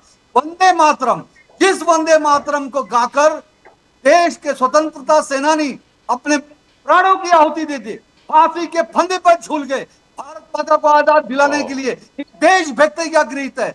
देश को आजादी दिलाने के लिए जिस गीत ने लोगों का खून खौला दिया, लोगों को क्रांति करवा दिया, लोगों को फांसी पर झुलवा दिया, देश को आजादी दिलाई, देश को आजादी दिलाने वाले वंदे मातरम के गीत को अगर कोई उंगली उठाता है या नहीं गाने की बात करता है तो वो देशद्रोह है, देशद्रोही है। वो देशद्रोही से वो कम नहीं है। मैं स्पष्ट तौर से कहता हूं, पूरा का पूरा वंदे मातरम गीत वो देशभक्ति का गीत है। भगवान राम हो, मां दुर्गा हो, ये सभी हमारे देश के महापुरुष हैं, ये परम पुरुष हैं, ये हमारे पूर्वज हैं, हमारे देवी देवता है। थोड़ी हिस्ट्री भी बता दें। हमारे लिए वो पूजनीय है, माननीय है, उनकी पूजा करना योग्य। शैलेश पांडे जी, वो कोई हिंदू मुसलमान का विषय नहीं है, wonderful, I agree with you, कोई मुसलमान इसके खिलाफ नहीं है। देवताओं के विषय में अगर कोई टीका टिप्पणी करता है तो वो देशद्रोही है। I agree with you sir. तो सर ये भी बता दीजिए कि this poem was adopted as the national song of India in October 1937 by the Congress party. 1937 का जो एआईसीसी का सेशन था उसमें इसको राष्ट्रीय गीत की तरह अडॉप्ट किया गया कांग्रेस द्वारा 1937 में। उसके बाद अंग्रेजों ने इसको बैन कर दिया। फिर उसके बाद 1954 में it was given the status of A national song. तो इसमें तो कोई, मुझे नहीं लगता इसमें तो कोई जान करके, इसीलिए मैं बोल रहा हूं शैलेश पांडे जी, जरा आप बताई दीजिए, आप लोगों ने तो नहीं खड़ा किया अबू आसिम आजमी को कि जान करके विद्रोह करो, इसका विरोध करो ताकि भारतीय जनता पार्टी हिंदू वर्सेस मुस्लिम कर पाए।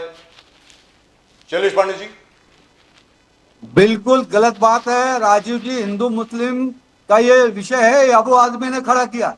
जब जहां देश की बात है, वंदे मातरम की बात है, तो वंदे मातरम के खिलाफ आपको बोलना नहीं चाहिए। वंदे मातरम का खिलाफ बोलना यानी देशद्रोह करना है, मैं तो स्पष्ट रूप से मानता हूं। इसमें हिंदू मुसलमान का विषय कहां से आ गया? ये आप हर चीज को आप हिंदू मुसलमान के चश्मे से देखते हो, ये गलत है। लेकिन यहाँ पे हिंदुओं के, देखिए मैं स्पष्ट तौर से एक बार नहीं 50 बार बोला हूं, इस देश के अंदर इस देश का बंटवारा 1947 में धर्म के आधार पर हुआ। जिन्ना आगे आए, जिन्ना ने मुसलमानों के लिए पाकिस्तान मांगा, बाद में बांग्लादेश बना। तो पाकिस्तान और बांग्लादेश किसके लिए बना? मुसलमानों के लिए बना, बांग्लादेश बंगालियों के लिए बना। देश का हिंदा मत कराया करिए सर, हम लोग पास फालतू टाइम नहीं है। अच्छा सर ये बता दीजिए सर, मंगल प्रभात लोढ़ा जी पे तो बोल दीजिए, मंगल प्रभात लोढ़ा जी मंत्री हैं सर, अगर उनको कुछ भी करने के लिए सर अगर उनको आपत्ति थी शैलेश पांडे जी, ये अबू आसम आजमी जो भी बोल रहे हैं उस पर मुझे भी आपत्ति है वैसे, very frankly speaking, even though Abu Asim Azmi is a friend of mine. तो उनके खिलाफ कार्रवाई करो, बोल दीजिए कमिश्नर साहब को, देवेंद्र भारती जी को उठा के लेके आओ इसको, ये क्या बकवास कर रहा है। अरे खुद मोर्चा ले जाने की क्या जरूरत है सर, लोढ़ा जी मंत्री हैं, भूल जाते हैं क्या वो मंत्री, sir he is a minister, he is not just in the party sir. Sir बताइए पांडे जी, शायद इनको मालूम नहीं है। पांडे जी बोलिए ना। राजू जी, हाँ बोलिए बोलिए। कोई भी मंत्री हो, देखिए मंत्री होने के पहले वो देश का नागरिक है, देशभक्त सर नागरिक है। Minister can't do it sir, then he should stop being a minister. तो फिर उनको मंत्रिमंडल से इस्तीफा दे देना चाहिए। सुनते नहीं हो पांडे जी, आप पांडे जी सुना करो, हम लोग कितना धैर्य से आपकी बात सुनते हैं, जब देश आपकी बात कितना धैर्य से सुनते हैं हम लोग, एक शब्द नहीं सर बोल रहे। मंत्री हो क्या मोर्चा लेके जा रहे हैं। बट निजामुद्दीन जी वो पैरा कैंसिल क्यों किया नेहरू जी ने, वंदे मातरम का स्टैंजा क्यों निकाल दिया नेहरू जी ने। नेहरू जी ने 1937 में वंदे मातरम का सेकंड स्टैंजा अरे निकाल सुनो दिया, सर, वो निकाल दिया, नेहरू जी ने निकाल दिया। नेहरू जी ने सर, आपके पैनलिस्ट 1937 में अब कह रहे कि रविंद्रनाथ टैगोर जी के साथ मिलकर वो स्टैंजा निकाल दिया, नेहरू जी ने निकाल अरे दिया। सर, अब आप जो है नाम्बियार साहब, आपके पैनलिस्ट शानदार आदमी है मुकेश भाई और बजाज साहब, दोनों ने क्लियर कर दिया, वो विषय रहा नहीं। अब मैं पांडे जी को बता रहा हूं जो बोल रहे थे लोढ़ा जी के हम मुसलमानों का तुष्टीकरण और रोहिंग्या, सुनो जयराम रमेश खुद एक्सेप्ट कर रहे थे, अरे आप नेहरू जी सुनते ने, ही नहीं सर, जयराम रमेश खुद विषय कहा छोड़ कि हाँ देते हैं। नेहरू जी ने निकाला था स्टैंजा, रविंद्रनाथ टैगोर जी से पूछ के निकाला था। सर मैं विड्रॉ होता हूं, मैं नहीं बात करता। बोलिए, करते हैं। नहीं, अरे आप सुनेंगे, राम साहब बोलिए। अभी पांडे जी पूरी लेक्चर दे रहे थे कि मुसलमानों का मलाड का विषय है ना। नहीं, मैं मैं पांडे क्या जी को बता रहा हूँ, सुनिए पांडे जी, मंत्री लोढ़ा जी जो है वो मुसलमानों के बड़े हमदर्द हैं, सुन लीजिए अब आप पांडे सुनो उनको ना, बोलने सुनते दीजिए। नहीं हो उनको पहले बोलने पांडे दीजिए। सुनो आप, ये लोढ़ा जी मुसलमानों के बड़े हमदर्द हैं, आपको बता रहा हूँ, घटना सुन लीजिए। आप कभी मदनपुरा आए हैं? निजामुद्दीन रहीम साहब, पे काम करती है, हिंदुत्व के लिए काम करती है। निजामुद्दीन रहीम साहब ये बताएं सर, एक मिनट पांडे जी, एक मिनट। के लिए करो, किसने मना किया आपको? हम बिल्कुल बर्दाश्त नहीं आप करेंगे। सुनने नहीं, और बहस नहीं करना चाहते आप। अगर इस अगर देश ऐसा में बहस करना है तो मुझे नहीं करना। कहना होगा, अगर आप सुन नहीं सकते क्यों आते हैं आप? होगा वंदे पांडे तो मातरम। शैलेश पांडे जी आपकी बात सुनी गई ना, आपकी बात सुनी गई ना सर, सर आपकी बात हर एक ने सुनी। अब हमारे तीसरे गेस्ट है, उनको भी तो बोलने दीजिए। शैलेश पांडे जी, इसके पहले भी आप शैलेश जी हाँ, प्लीज। सब हिंदू तो नहीं जाग रहा आपका, आप क्या बातें करते हो? रोड पर उतरे, वे उनकी भूमिका को भारतीय जनता पार्टी पूरी समर्थन देती है। और ये पहला वाकया नहीं हुआ, तो राज्य इसके सरकार पहले इस्तीफा देने लगा हो ना भूमिका की। तो क्यों प्रोटेस्ट कर रहे हैं सर वो? इस्तीफा तो उनकी बात सुनी नहीं जा रही है क्या? अरे निजाम साहब एक मिनट एक मिनट एक मिनट एक मिनट, अरे शैलेश पांडे जी ने बड़ी इंटरेस्टिंग बात करी है। शैलेश पांडे जी आपने बड़ी इंटरेस्टिंग बात करी। अरे सर सर सर सर जय सिया राम। अरे शैलेश पांडे जी आप तो धन्य हैं, आपने तो बहुत बढ़िया बात करी है। शैलेश पांडे जी अब मेरी बात भी सुन लीजिए, आपकी परमिशन है कुछ बोलने के लिए? वंदे मातरम के लिए पांडे जी आपकी परमिशन है कुछ बोलने के लिए मेरे लिए? पांडे जी किसी को बोलने पांडे जी आपकी इजाजत है मैं कुछ बोलूं? मंगल प्रभात लोढ़ा जी इसलिए मोर्चा लेके जा रहे हैं क्योंकि प्रशासन में उनकी कोई बात नहीं सुन रहा। आदमी तो मोर्चा तभी लेके जाता है ना जब प्रशासन में उनकी कोई बात नहीं सुन रहा होता। वो तो ऑर्डिनरी लोग लेके जाते हैं, पार्टी के लोग लेके जाते हैं। मंत्री कब उतरता है सड़क पे? जब उसकी बात नहीं सुनी जाती। तो देवेंद्र फडणवीस जी की सरकार में हम लोग ये मान ले आपके मुताबिक कि मंगल प्रभात लोढ़ा जी की बात नहीं सुनी जा रही, इसलिए मोर्चा लेके गए। अब आप बोले पंडित जी। नहीं नहीं बिल्कुल ऐसा विषय नहीं है। देखिए ये राष्ट्रहित का विषय है, ये भावनात्मक विषय है। और इस विषय में जो मंगल प्रभात लोढ़ा जी की भावना थी वंदे मातरम के प्रति, राष्ट्रहित के प्रति, देशभक्ति उनको आता है मंगल लोढ़ा साहब को आता है ना? किसी दिन मैं लोढ़ा साहब का इंटरव्यू करूंगा और उनसे ये पूछूंगा कि भैया जरा वंदे मातरम गा के सुना दो। भारत माता के लिए हम ऐसे अनेक आंदोलन करना पड़ेगा, भारतीय जनता पार्टी करती रहेगी। दंगे की तो भारतीय जनता पार्टी करे ना सर, मंत्री क्यों कर रहे हैं? मंत्री क्यों कर रहे हैं sir? Anyway, Pandey ji, anyway, let me give a small amount of time. Mukesh Gandhi साहब, some decency, sir, some courtesy, please. राष्ट्रहित का विषय होगा, वंदे मातरम का अपमान वंडरफुल होगा, सर। तो राष्ट्रीय हित का विषय एक और भी है, उसके बारे में जरा बात करेंगे 1 सेकंड के बाद। अरे निजाम साहब, मैं आपसे जानना चाहता हूं, आप ये बताइए, बार बार पंडित नेहरू का नाम लिया जाता है, बार बार ये कहा जाता है कि पंडित नेहरू ने ये पैराग्राफ निकाल दिया, ये स्टैंजा निकाल दिया। अरे और तो और छोड़िए, जनगण मन में भी जो बाकी 4 स्टैंजा हैं वो भी निकाल दिए गए हैं। भाई तो ये भी बता दूं आपको, जो हमारा नेशनल एंथम है, it used to consist of 5 stanzas, today it has got only 1। अब आप बोले, पूछ लीजिए कि देश की आजादी में ये जो लोग आज बहस कर रहे हैं कि वो जो है राष्ट्रभक्त हैं, देश की आजादी में क्या रोल था, पूछ लीजिए ना जी। बहुत बढ़िया कितने रोल लोग था, इनके मारे गए, पूछ लीजिए ना जबरदस्त रोल कितने था। लोग आरएसएस के लोग गए थे काम करने। के द्वारा बनाई गई कांग्रेस भाई आप पार्टी पंडित जी, आप तो आप चुप रहिए, आप प्लीज चुप रहिए। अंग्रेजों की सुविधा के लिए, अंग्रेजों के विचार के लिए, अंग्रेजों के लिए अब इस तरह की आप बंद बातें ना करिए, करो, ये सुनने वाले नहीं है, इनको क्यों बुलाते हैं आप? अरे सर, उनको बोलने तो दीजिए सर, आपने बहुत बोला है पंडित जी, उनको आप बोलने तो दीजिए। हाँ निजाम साहब, आप कुछ बोल रहे थे, बोलिए। नहीं, हम बोल रहे हैं कि अगर वो ये कह रहे हैं कि साहब वो हमने ये इस नारे से ये हो रहा है, पहली बात तो कांग्रेस का उस नारे से कोई विरोध नहीं है। कांग्रेस के सारे कार्यक्रमों में ये नारा लाया भी कांग्रेस ने, ये नहीं लेके आए। ये तो दलाली कर रहे थे, अंग्रेजों के तलवे चाट रहे थे। जब पूरा देश आजादी की लड़ाई लड़ रहा था, हिंदू मुसलमान मार खा रहा था देश में, तो ये अंग्रेजों के तलवे चाट रहे थे। और इन्होंने कहा कि पाकिस्तान बंटवारे का इशू था, बांग्लादेश दिया। अब इनको हिस्ट्री दिखाई है कि किसके कहने पर जिन्ना किसके साथ काम कर रहा था, गोलवलकर के साथ। जिन्ना को किसी ने सपोर्ट किया क्या? जवाहरलाल के लिए तो देश के टुकड़े कर दिए। बोलिए पंडित जी, नहीं तो हम नहीं बात करते। अगर ये सुन नहीं सकते तो क्या बात करें? नहीं था, बंद कर दो आप। प्रेम नहीं था, देश के लोगों से प्यार नहीं लेकिन था। श्यामा प्रसाद मुखर्जी के साथ श्यामा प्रसाद तो मुखर्जी खुद गए थे जिन्ना के साथ, बंटवारा में वही शामिल थे बंगाल बांटने में। आप क्या बातें करते हो पंडित जी? डॉक्टर श्यामा प्रसाद मुखर्जी की तो अलायंस थी मुस्लिम लीग के साथ। भारत अरे माता के इनको कौन समझाए? ये नए जिन्ना हिंदू बने बेचारे।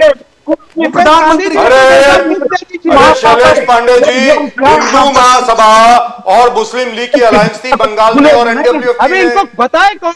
कुछ किताबें दे दीजिए। निजामुद्दीन जी, नेहरू रिस्पॉन्सिबल है पार्टीशन के लिए, आर्टिकल 370 और अंबेडकर के खिलाफ एक कैंपेन चलाने के लिए। ये बीजेपी का आरोप है, किसी सवाल बीजेपी का आरोप है कि पार्टीशन के लिए नेहरू जवाबदार है। आर्टिकल 370 मोदी जी हटाए, आर्टिकल 370 इंपोज करने वाले नेहरू जी सर, मैं बहस बंद करता हूँ प्लीज।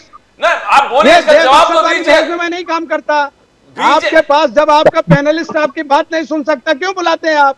बट जवाब तो देना पड़ेगा। अभी कोई जवाब नहीं देता, जो पहले सवाल है उसको पूरा करिए। नेहरू जी, देखिए प्रदीप जी, ये सब टॉपिक के ऊपर हमने कई बार डिस्कशन किया। ये टॉपिक घड़ी घड़ी आप उठा के और ये बहुत पुराना हो गया बॉम्बे सर। इलेक्शन की बात कीजिए ना। मैं केवल इतनी बात कर रहा इलेक्शन हूं, में इश्यू क्यों बढ़ा नहीं रहा है, उसके बारे में हम बात करनी चाहिए। सबसे बड़ी बात अभी क्या है, लोढ़ा जी को खाली वंदे मातरम का इश्यू नहीं, पर मुंबई के कॉरपोरेशन में जो आज करप्शन चल रहा है, और आज हमारे रास्ते इतने खराब हो गए हैं, उनके लिए मोर्चा निकालना चाहिए। आज हमारे प्रदूषण बढ़ रहा है, एयर क्वालिटी हमारी खराब हो रही है, पानी की समस्या बढ़ रही है, इसके बारे में चर्चाएं करो ना। ये क्या निकाल के इसमें कोई फायदा नहीं है। मुकेश गांधी साहब, 250 का AQI है आज मुंबई में, 250, हालत खराब है अभी। और तो और छोड़िए सर, परमिशन मिल गई है संजय गांधी नेशनल पार्क को भी डेवलप करने की। सर क्या बोल रहे हैं सर आप? अरे सर, हम आपको आज जानकारी दे रहे हैं, सुनिए। क्या होगा, हालत खराब होने वाली, बोलिए। लोढ़ा जी कहते हैं ना कि लोढ़ा जी के बारे में अभी हमारे पांडे जी कह रहे थे ना, लोढ़ा जी घर बना रहे मदनपुरा से 7 रास्ता के बीच में 4-5 टावर जी, वो सब मुसलमानों का है, पैसा मिलना है जी। जोगेश्वरी में मुसलमानों के लिए बिल्डिंग बना रहे हैं, वहां पैसा मिलना है, वहां विरोध नहीं है। वडाला में बना रहे हैं और न्यू कप परेड, ये सब जगह लोढ़ा को पैसा मिल रहा है। लोढ़ा को जहां पैसा मिलता है वहां धर्म काम नहीं आता, वहां धर्म की बात नहीं करते। अब वहां कौन बसेगा इनको नहीं पता है। मगर तो ऐसी बात करके क्या मकसद है? महाराष्ट्र में डेवलपमेंट का लहर नहीं है। नायर साहब, ये ऑफिशियल प्रूफ है। मदनपुरा से अगरीपाड़ा के बीच में जो है लोधा जी का कॉम्प्लेक्स बन के तैयार है, डेवलपमेंट हो रहा है कि नहीं? एक भी जैन भाई नहीं है, एक भी हिंदू भाई नहीं है। इंफ्रास्ट्रक्चर जोगेश्वरी का डेवलपमेंट है, कॉम्प्लेक्स फेस लीजिए। डेवलपमेंट है, 3 इसलिए एयरपोर्ट कहता हूँ वो मुंबई ये में नेता 3 है, एयरपोर्ट बन रहे उनका हैं। जितना उनको हिंदुत्व हिंदुत्व करके मिलता है उस पर वो But बात gentlemen, करते हैं। I would like to ask मैं you one Mukesh thing. Gandhi ji All का three of समर्थन you. करता हूँ कि मुंबई के बारे में सोचने का काम जिस तरह से मुकेश भाई बात कर रहे हैं वो जरूरत है, उस पर बहस क्यों नहीं करते? आप मुझे ये हिंदुत्व पर बताइए। क्यों बहस करा रहे हो? सर आप मुझे ये शहर के बारे बताइए। में सोचो, मुंबई शहर की हालत क्या है मुकेश भाई बता रहे हैं, आप सुन लो। मैं आप बहस कर, आप गलत निजाम ट्रैक पर बात साहब। करेंगे और वो भाषण देंगे। निजाम साहब, आप शैलेश मैं 9 पांडे बजे जी को राजीव और जी मुकेश होने- Gandhi ji, sir last 1 minute. Sir ऐसा है, संजय गांधी नेशनल पार्क मेरी समझ में जैसे बाला साहब ठाकरे ने ये सजेशन दिया था, उसका नाम डॉक्टर सलीम अली पार्क होना चाहिए। He was the best ornithologist we have ever produced. उनके नाम पे होना चाहिए। खैर उनके नाम पे पार्क है, एक पुणे में है, but it should have been doctor Salim Ali national park. Sir national park is a green lung of the city. आप तीनों को मोर्चा लेके जाना चाहिए। एक संजय गांधी नेशनल पार्क को how can you develop it? Sir Delhi वाला हाल हो जाएगा मुंबई का, बता रहा हूं मैं आपको। अरे सांस अभी नहीं आर्य ले में पाएंगे देखा आपने? आर्य कॉलोनी का क्या हाल हो रहा है आप देख ही रहे हैं ना। तो सांस नहीं इन ले लोगों को पाओगे। नहीं खड़ी है सर देश से। इन एनी इनको इवेंट सिर्फ gentleman, Hindutva thank you very पड़ी है, मच। जिसमें इनको रोटी सेकने को मिले। थैंक यू वेरी ये मच राज्य का और जेंटलमैन। आदमी सर का कांग्रेस इनसे भी कुछ इन्वॉल्व है नहीं है, उसमें। सर कांग्रेस भी इन्वॉल्व है। आप सब लोग हाँ। पीछे, आप सब लोग, अगर कांग्रेस आप सब लोग भाई भाई हैं विरोध पीछे, में जाएंगे। मालूम है सर। ठीक है Anyway, सर, अगर gentlemen, Congress thank you. Involve है हम विरोध में जाएंगे, क्योंकि हमारे लिए मुंबई की शहरियत प्रथम थैंक यू है। Gentleman, thank you very much. Great pleasure talking to all of you. जी, रहेगा। अब मुकेश 28 गांधी- तारीख को सुप्रीम कोर्ट की जजमेंट आएगी सर। ओके पांडे जी। मैं हाँ कहना चाहता हूँ मुकेश हाँ, राजीव जी, नमस्कार। नमस्कार, बोलिए राजीव सर, जी, बोलिए बोलिए। मैं सभी को एक बार फिर से भगवान श्री रामचंद्र जी, मर्यादा पुरुषोत्तम भगवान श्री रामचंद्र जी के जन्मभूमि में आज ध्वजारोहण समारोह हुआ। जय श्री भगवान श्री राम। राम मंदिर श्री का राम। निर्माण ध्वजारोहण Correct. समारोह हुआ। जय उसके श्री बाद राम। फिर से समस्त लोगों को, समस्त देशवासियों को बहुत बहुत निजामुद्दीन जी में समर्थन ही किया है उसका, बोला सबको गर्व है राम के नाम का। निजामुद्दीन जी भारत में नहीं गर्व होगा तो कहाँ होगा? यस, भाई इस देश में अगर भगवान राम के लिए गर्व नहीं होगा तो कहाँ होगा? ये लोग बदमाशी करते हैं, जो बेचारे अच्छे लोग हैं उनको भी भगा रहे हैं। ये Thank you तो very दायरा much, समझ रहे हैं ना gentlemen. सर, राम का दायरा छोटा नहीं है। और राम ये साहब ने एक बात किसी रह के- गई सर, मुकेश गांधी साहब से पूछना था, अब रह गई बात, अब क्या करें? वंदे मातरम। आज- पूछ लीजिए, वंदे मुकेश जी मातरम। अच्छी बातें अजीत करते दादा हैं। पवार साहब कहते हैं मेरे पास पैसा, तुम्हारे पास वोट है, अब सोच लो। अजीत दादा पवार ने कहा है तुम्हारे पास वोट है, मेरे पास पैसा है, सोच लो। सर ये कोई कहने की बात है सर? क्या है सर?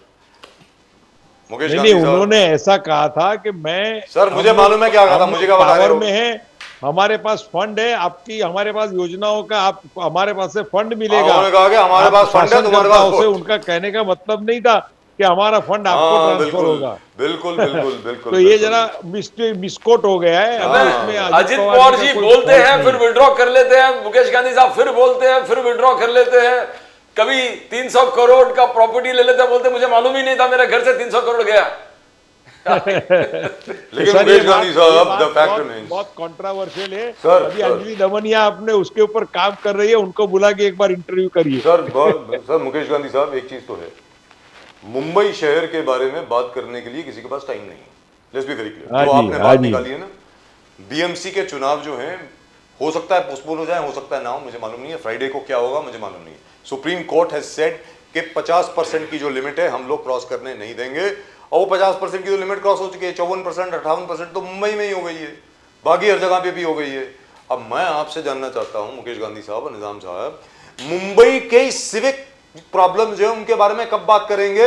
एक बरसात होती है, इतने बड़े बड़े खड्डे हो जाते हैं मुंबई की हर वाह, रोड के वाह। अंदर। ये क्या है सर? 20 साल से सर, हम 20 साल से सरकार में नहीं है, कारपोरेशन में। जी है। हम 20 साल से आज लगातार आपको वेस्टर्न हर एक्सप्रेस अपडेट हाईवे दे का सकता हूं कि बॉम्बे इंटरनेशनल एयरपोर्ट तक जाने के रास्ते में कितने खड्डे और कितना है, दिख रहा इम्बैलेंस है। रोड है। दिख रहा है सर। सर, आज कोई एम्बुलेंस जाती होगी तो रास्ते में मरीज मर जाएगा। जी, इतने खराब रोड हैं, इनके बारे में कोई काम नहीं हो रहा कोई है। बात नहीं कर रहा। कोई अजय शिंदे जी का पूरा थाना देखो, थाना घोड़बंदर रोड देखो, कितना ये है। और गुजरात और महाराष्ट्र की लाइफलाइन वाला घोड़बंदर और वो मीरा भाईंदर विरार का रोड है, वो कितना खराब पड़ा हुआ है। सर, इनके 25 बारे साल में से ही कोई ऐसे। इनको काम नहीं करना है। जी। आज वो लास्ट टाइम भी हमारी डिस्कशन हुई थी, ये सारे रोड्स का और सबसे ज्यादा एयर क्वालिटी जो हमारी बॉम्बे की, अभी मुंबई की जो खराब हो रही है, उसके बारे में कोई ठोस प्रयत्न नहीं हो रहा है। और बिल्डरों को आड़े धड़ अलग अलग प्रकार से इतनी परमिशन इलीगल जा रही है कि वो कोई कायदा कानून का ये नहीं करते हैं। सर, एक छोटी सी बात वो बोलूं आपके कॉन्ट्रैक्टर सामने। कहीं भी रास्ता खोद देते हैं, निजाम साहब। कहीं भी लोगों को तकलीफ देते हैं, उसके सामने कोई आंसरेबल नहीं होता है। निजाम साहब। कोई बेचारा ये- पुलिस में कंप्लेन करे जी।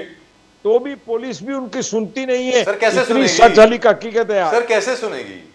अब निजाम साहब, आपकी जब सरकार थी ना, एमबीए की सरकार थी, जब आप लोगों की सरकार थी, और उसके पहले भी जब कांग्रेस की सरकार थी, और उसके बीच में भी जो देवेंद्र फडणवीस आपकी सरकार थी, पूरे जो उन्होंने 5 साल बिताए एज चीफ मिनिस्टर, मैं अभी की बात नहीं कर रहा हूं सर, उनका एक ऑर्डर था कि जो जितने बड़े बड़े डंपर हैं, जितने बड़े बड़े मिक्सर हैं, ये सब रात के 12 बजे के बाद ही चलेंगे, 11:30 बजे के बाद निकलेंगे। उसके अभी दिन में बाद घूम रहे हैं।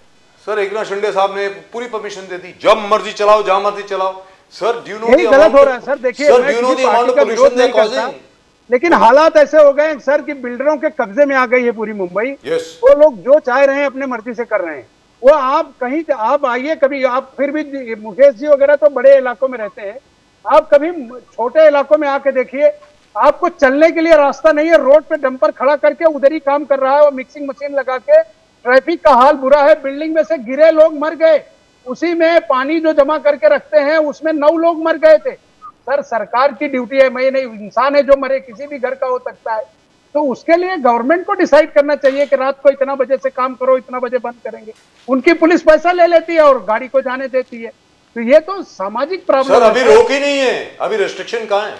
रिस्ट्रिक्शन अभी तो सर- हटा ली गई ना, डंपर्स पे, लेकिन पे, सर, इसके लिए लगाना जेसीबीज तो पे। पड़ेगा। आज नहीं तो कल शहर में घूमने जैसा नहीं रह जाएगा। नहीं रह जाएगा, नहीं रह जाएगा, मैं आपको बोल रहा हूं। ये- और जो मैं आपको फिर बोल रहा हूं, संजय गांधी नेशनल पार्क में जो डेवलपमेंट प्लान है इनकी, मैं आपको फिर बोल रहा हूं, it is the only lung फेफड़ा जो है मुंबई शहर का, वो संजय गांधी नेशनल पार्क है। और आरे का जो जंगल है, वो सारा का सारा जाने वाला है सर, मैं आपको फिर बोल रहा हूं। और उसके नहीं, ऊपर बहुत अगर गलत हम हो लोग ध्यान जाएगा। नहीं देंगे। और दूसरा राजीव जी, आप एक देखिए कि कॉरपोरेशन की जो कचरे कलेक्शन की जो गाड़ियां होती है, जी, जी। वो गाड़ियां क्लोज होनी चाहिए, फिर भी वो कचरा पूरा गीला बाहर गीला कचरा बाहर वो निकलता सब है। लेकर के खुली गाड़ियां घूम रही है मुंबई में। करेक्ट। और 5-5, 6-6 गाड़ियां मेन रोड पे खड़ी रहती है, पूरी दुर्गंधी आती है चारे बाजू तो से। मैं क्योंकि आपसे उनके लिए तो कोई एक आयोजन तो एक छोटा सवाल पूछूं आपसे? का भी कोई काम करना चाहिए। Wonderful wonderful. निजाम साहब, आप जरा चुप रहिए। ये मुकेश गांधी जी के लिए सवाल है, शैलेश पांडे जी के लिए भी था, क्योंकि आपने मुझे रिमाइंड किया। सर, कचरे का कॉन्ट्रैक्ट किसके पास है मालूम है ना? बीएमसी के कचरे का कॉन्ट्रैक्ट किसके पास है मालूम है ना? मुकेश गांधी साहब, नहीं मालूम? नहीं, किसके पास? जिसके घर पर मंगल प्रभात लोढ़ा जी प्रोटेस्ट करने को गए थे। नमस्कार नमस्कार सर, नमस्कार। उनकी बात थोड़ा 120 टन का ही है जी, चलिए, thank you so much gentleman. बहुत It's a great आपने pleasure. सिक्सर मार के छोड़ दिया। चलिए सर, क्या करेंगे अभी? मगर मुकेश गांधी, पहले टाइम है आपने 14 मेट्रो लाइंस के बारे में कुछ बात नहीं किए, इंफ्रास्ट्रक्चर डेवलपमेंट के बारे में कुछ बात आपको नहीं किए, पूछना चाहिए, हाईवेज के बारे में बात नहीं, नहीं आप किए, नहीं, 4-4, आप 5-5 नहीं, कनेक्टिंग हाईवेज ऐसा मुंबई के है, अंदर आता है, उसमें बात नहीं ये किए। आप इंफ्रास्ट्रक्चर रिंग रोड के काम बात बहुत नहीं बड़े, किए। मेट्रो का काम हो रहा है, ये काम हो रहा है, सब उसका प्रशंसनीय है, पर other side of the story को भी हमको उजागर करनी चाहिए, क्योंकि other side of story common man को बहुत कनेक्ट होती है। जी, और बिल्कुल वो बात है। कनेक्शन भी ओपन आउट होना चाहिए हमारे लिए। Concretization of the इसलिए road, मैंने ये टॉपिक को आगे बढ़ाया। यूबीटी का जो कैश काउ था, कॉन्क्रीटाइजेशन के बाद उन्हें तो हर साल 3 बार 4 बार वही डांबर के रोड साफ करो, उसको ठीक कर दो, इतने पैसे उसमें इन्वॉल्व हो जाता था करप्शन में, वो सब बंद हो गया। नहीं तो हम ही कंप्लेंट करते थे, रोड खराब है, डांबर के रोड है, इतने बड़े बड़े खड्डे, थोड़ा बारिश प्रदीप जी, किया। आज कॉन्क्रीटाइजेशन के बाद थोड़ा एक मैसिव जो कहते हैं कि चेंज आ चुका है, there is change. Pradeep ji, जो कॉन्क्रीटाइजेशन हुई है, एक उसकी कितने वजह से कितने कितने लेवल पे है? सर, उसकी वजह से पोल्यूशन बढ़ी है। नंबर 2, जो इनर रोड्स हैं जो अभी अभी कॉन्क्रेटाइज हुई थी, जो रूट मैं लेता हूं ऑफिस आने के लिए, खार की जो इनर रोड्स है ना, जो अभी 2 महीने पहले कॉन्क्रेटाइज हुई थी, अब उनको दोबारा खोद दिया गया है। मालूम है सर आपको? और उसमें दोबारा नीचे नई सीवेज लाइन लेकी जा रही है। मालूम है क्यों? आप जानना चाहेंगे? क्योंकि आपका बजट सिर्फ मार्च तक होता है, वो खत्म करना है, अगले बजट में फिर देखेंगे। तो जब तक जो रोड ठीक ठाक है उसको तोड़ोगे नहीं, दोबारा बनाओगे नहीं, कहां से मिलेगा कुछ? कहिए मुकेश गांधी साहब, निजाम साहब, आप बताइए। सर मैं देखिए 20 साल से बीएमसी की सत्ता में हमारा कोई रोल नहीं रहा है, लेकिन मैं मुकेश गांधी जी को इसलिए सुनता हूं क्योंकि आज तारीफ कर रहे हो, लगातार तारीफ। सर सुनिए, आज मुकेश गांधी जी के बहुत तारीफ किया की बात करते हैं। हम लोग राजनीति में ही भटके रहे हैं, वो जो है सामाजिक बात भी करते हैं, वो एक अच्छी बात है, उससे हमको भी प्रेरणा मिलती है और शहर के लोगों को इंटरेस्ट बढ़ता है कि मेरे लिए कोई तो बात कर रहा है। राजनीतिक दल अपने स्वार्थ के लिए बात कर रहे हैं। हमारे पांडे जी थे, वो सिर्फ हिंदुत्व के अलावा उनको कुछ कभी दिखाई नहीं। मगर आप आज ने बहुत बढ़िया बात निकाला उन्होंने। राम के बारे में आपने जबरदस्त, एक जबरदस्त की बात करते हैं। राम के बारे में निजामुद्दीन जी आपने बहुत जबरदस्त बातें की, बहुत जबरदस्त बात। और ये क्या समाज में ये एक सही मैसेज आपकी तरफ से गया कि आप खुश हैं, राम जी आप नाम ले लो, अंदर किसी ने विरोध किया क्या? बिल्कुल बिल्कुल, ये हाईलाइट अपना अच्छा किया, बहुत बढ़िया हाईलाइट। सुप्रीम कोर्ट का जजमेंट आया, किसी ने देश में विरोध किया क्या? प्रदीप जी, मैं निजामुद्दीन जी, मैं भी एक बात कहना एक अंत में चाहता हूँ राजीव, बोलिए सर। कि ऐसा है कि अभी मुसलमानों भाइयों को भड़काने से काम नहीं चलेगा। उनको धीरे धीरे अपनी संस्कृति और परंपरा के बारे में जिस तरह से मोदी जी बात कर रहे हैं, वो लेवल से एक कन्विंसिंग पॉइंट से बात करनी पड़ेगी। अभी फैनेटिज्म कहीं करेंगे तो सामने और फैनेटिज्म बढ़ेगा। अभी फैनेटिज्म का बात नहीं है। जैसे आज हमारी भगवत गीता कहती है, अर्जुन और कृष्ण के बीच में जब विवाद हुआ तो उसमें संवाद का निर्माण हुआ। तो अभी संवाद का युग शुरू करना चाहिए, तो हमारी सारी समस्याओं का समाधान होगा। इतना ही मैं कहना चाहता हूं। और कभी भी यहाँ पर एनवायरमेंटल एक्सपर्ट्स को बिठा करके और बाकी टाउन प्लानर्स को बिठा करके एक डिस्कशन जरूर करेंगे सर, बड़ा डिस्कशन करेंगे। हाँ करिए आप, वो तो बहुत जरूरी है कि is concretisation of roads good और bad? Because in Europe they are not doing concretisation anymore, they are only using metal tarred roads, because they say concretisation of roads is the worst for pollution, for tires and for vehicle wear and tear. That's what they say. I don't know. Anyway, we'll have a show on this. I hope all of you will participate. Thank you gentlemen. Thank you very much for joining us. Namaskar sir. Thank you. बहुत शुक्रिया आपका. Thank you very much for joining us. जय श्री राम, जय श्री राम, हर हर Mahadev. Thank you very much. Bharat माता की जय, जय हिंद. निजाम साहब thank you, मुकेश गांधी साहब thank you. Very nice debate. नमस्कार. Thank you Rajiv ji, Pradeep ji, Thank you so much. Thank you. Well, I hope they don't do that. I hope they don't do what they're threatening to do to the Sanjay Gandhi National Park. But I say, what happened to the Priyadarshini Park, Mahalakshmi plan? वो New York का central park बनने वाला था sir, वो कोई उसके बारे में कोई बात ही नहीं कर रहा। मतलब बेचारा एकनाथ शिंदे जी is not the CM तो many of his projects are not taken seriously, all declared. Yeah. No wonder he's not very happy. No wonder he's not very happy. Most of his projects have been set aside. And I think he's been told you keep your nose clean out of Mumbai. Mumbai के अंदर आप जरा अपना कुछ ज़्यादा ध्यान ना दें, ऐसा कहा जा रहा है. But I really would love to know. We'll ask our friend, the BMC Commissioner, Mr. Gagrani, Bhushan Gagrani, as to what really has happened over there. Is it on? Is it off? What's going on? In any event, that's all we've got for you in tonight's show. आज के show में सिर्फ इतना ही. आपने अगर channel को अभी तक सब्सक्राइब नहीं किया तो प्लीज करें. Please do subscribe to the channel. The fastest growing channel of the nation. When you subscribe to that icon, you subscribe to the fastest growing channel of the nation. Nation Now. Nation Now. और from both Pradeep and myself, आप सब लोगों को नमस्कार. जय हिंद, जय महाराष्ट्र, जय भवानी, जय शिवाजी, वंदे मातरम. वंदे मातरम. भारत माता की जय, जय हिंद. जय हिंद.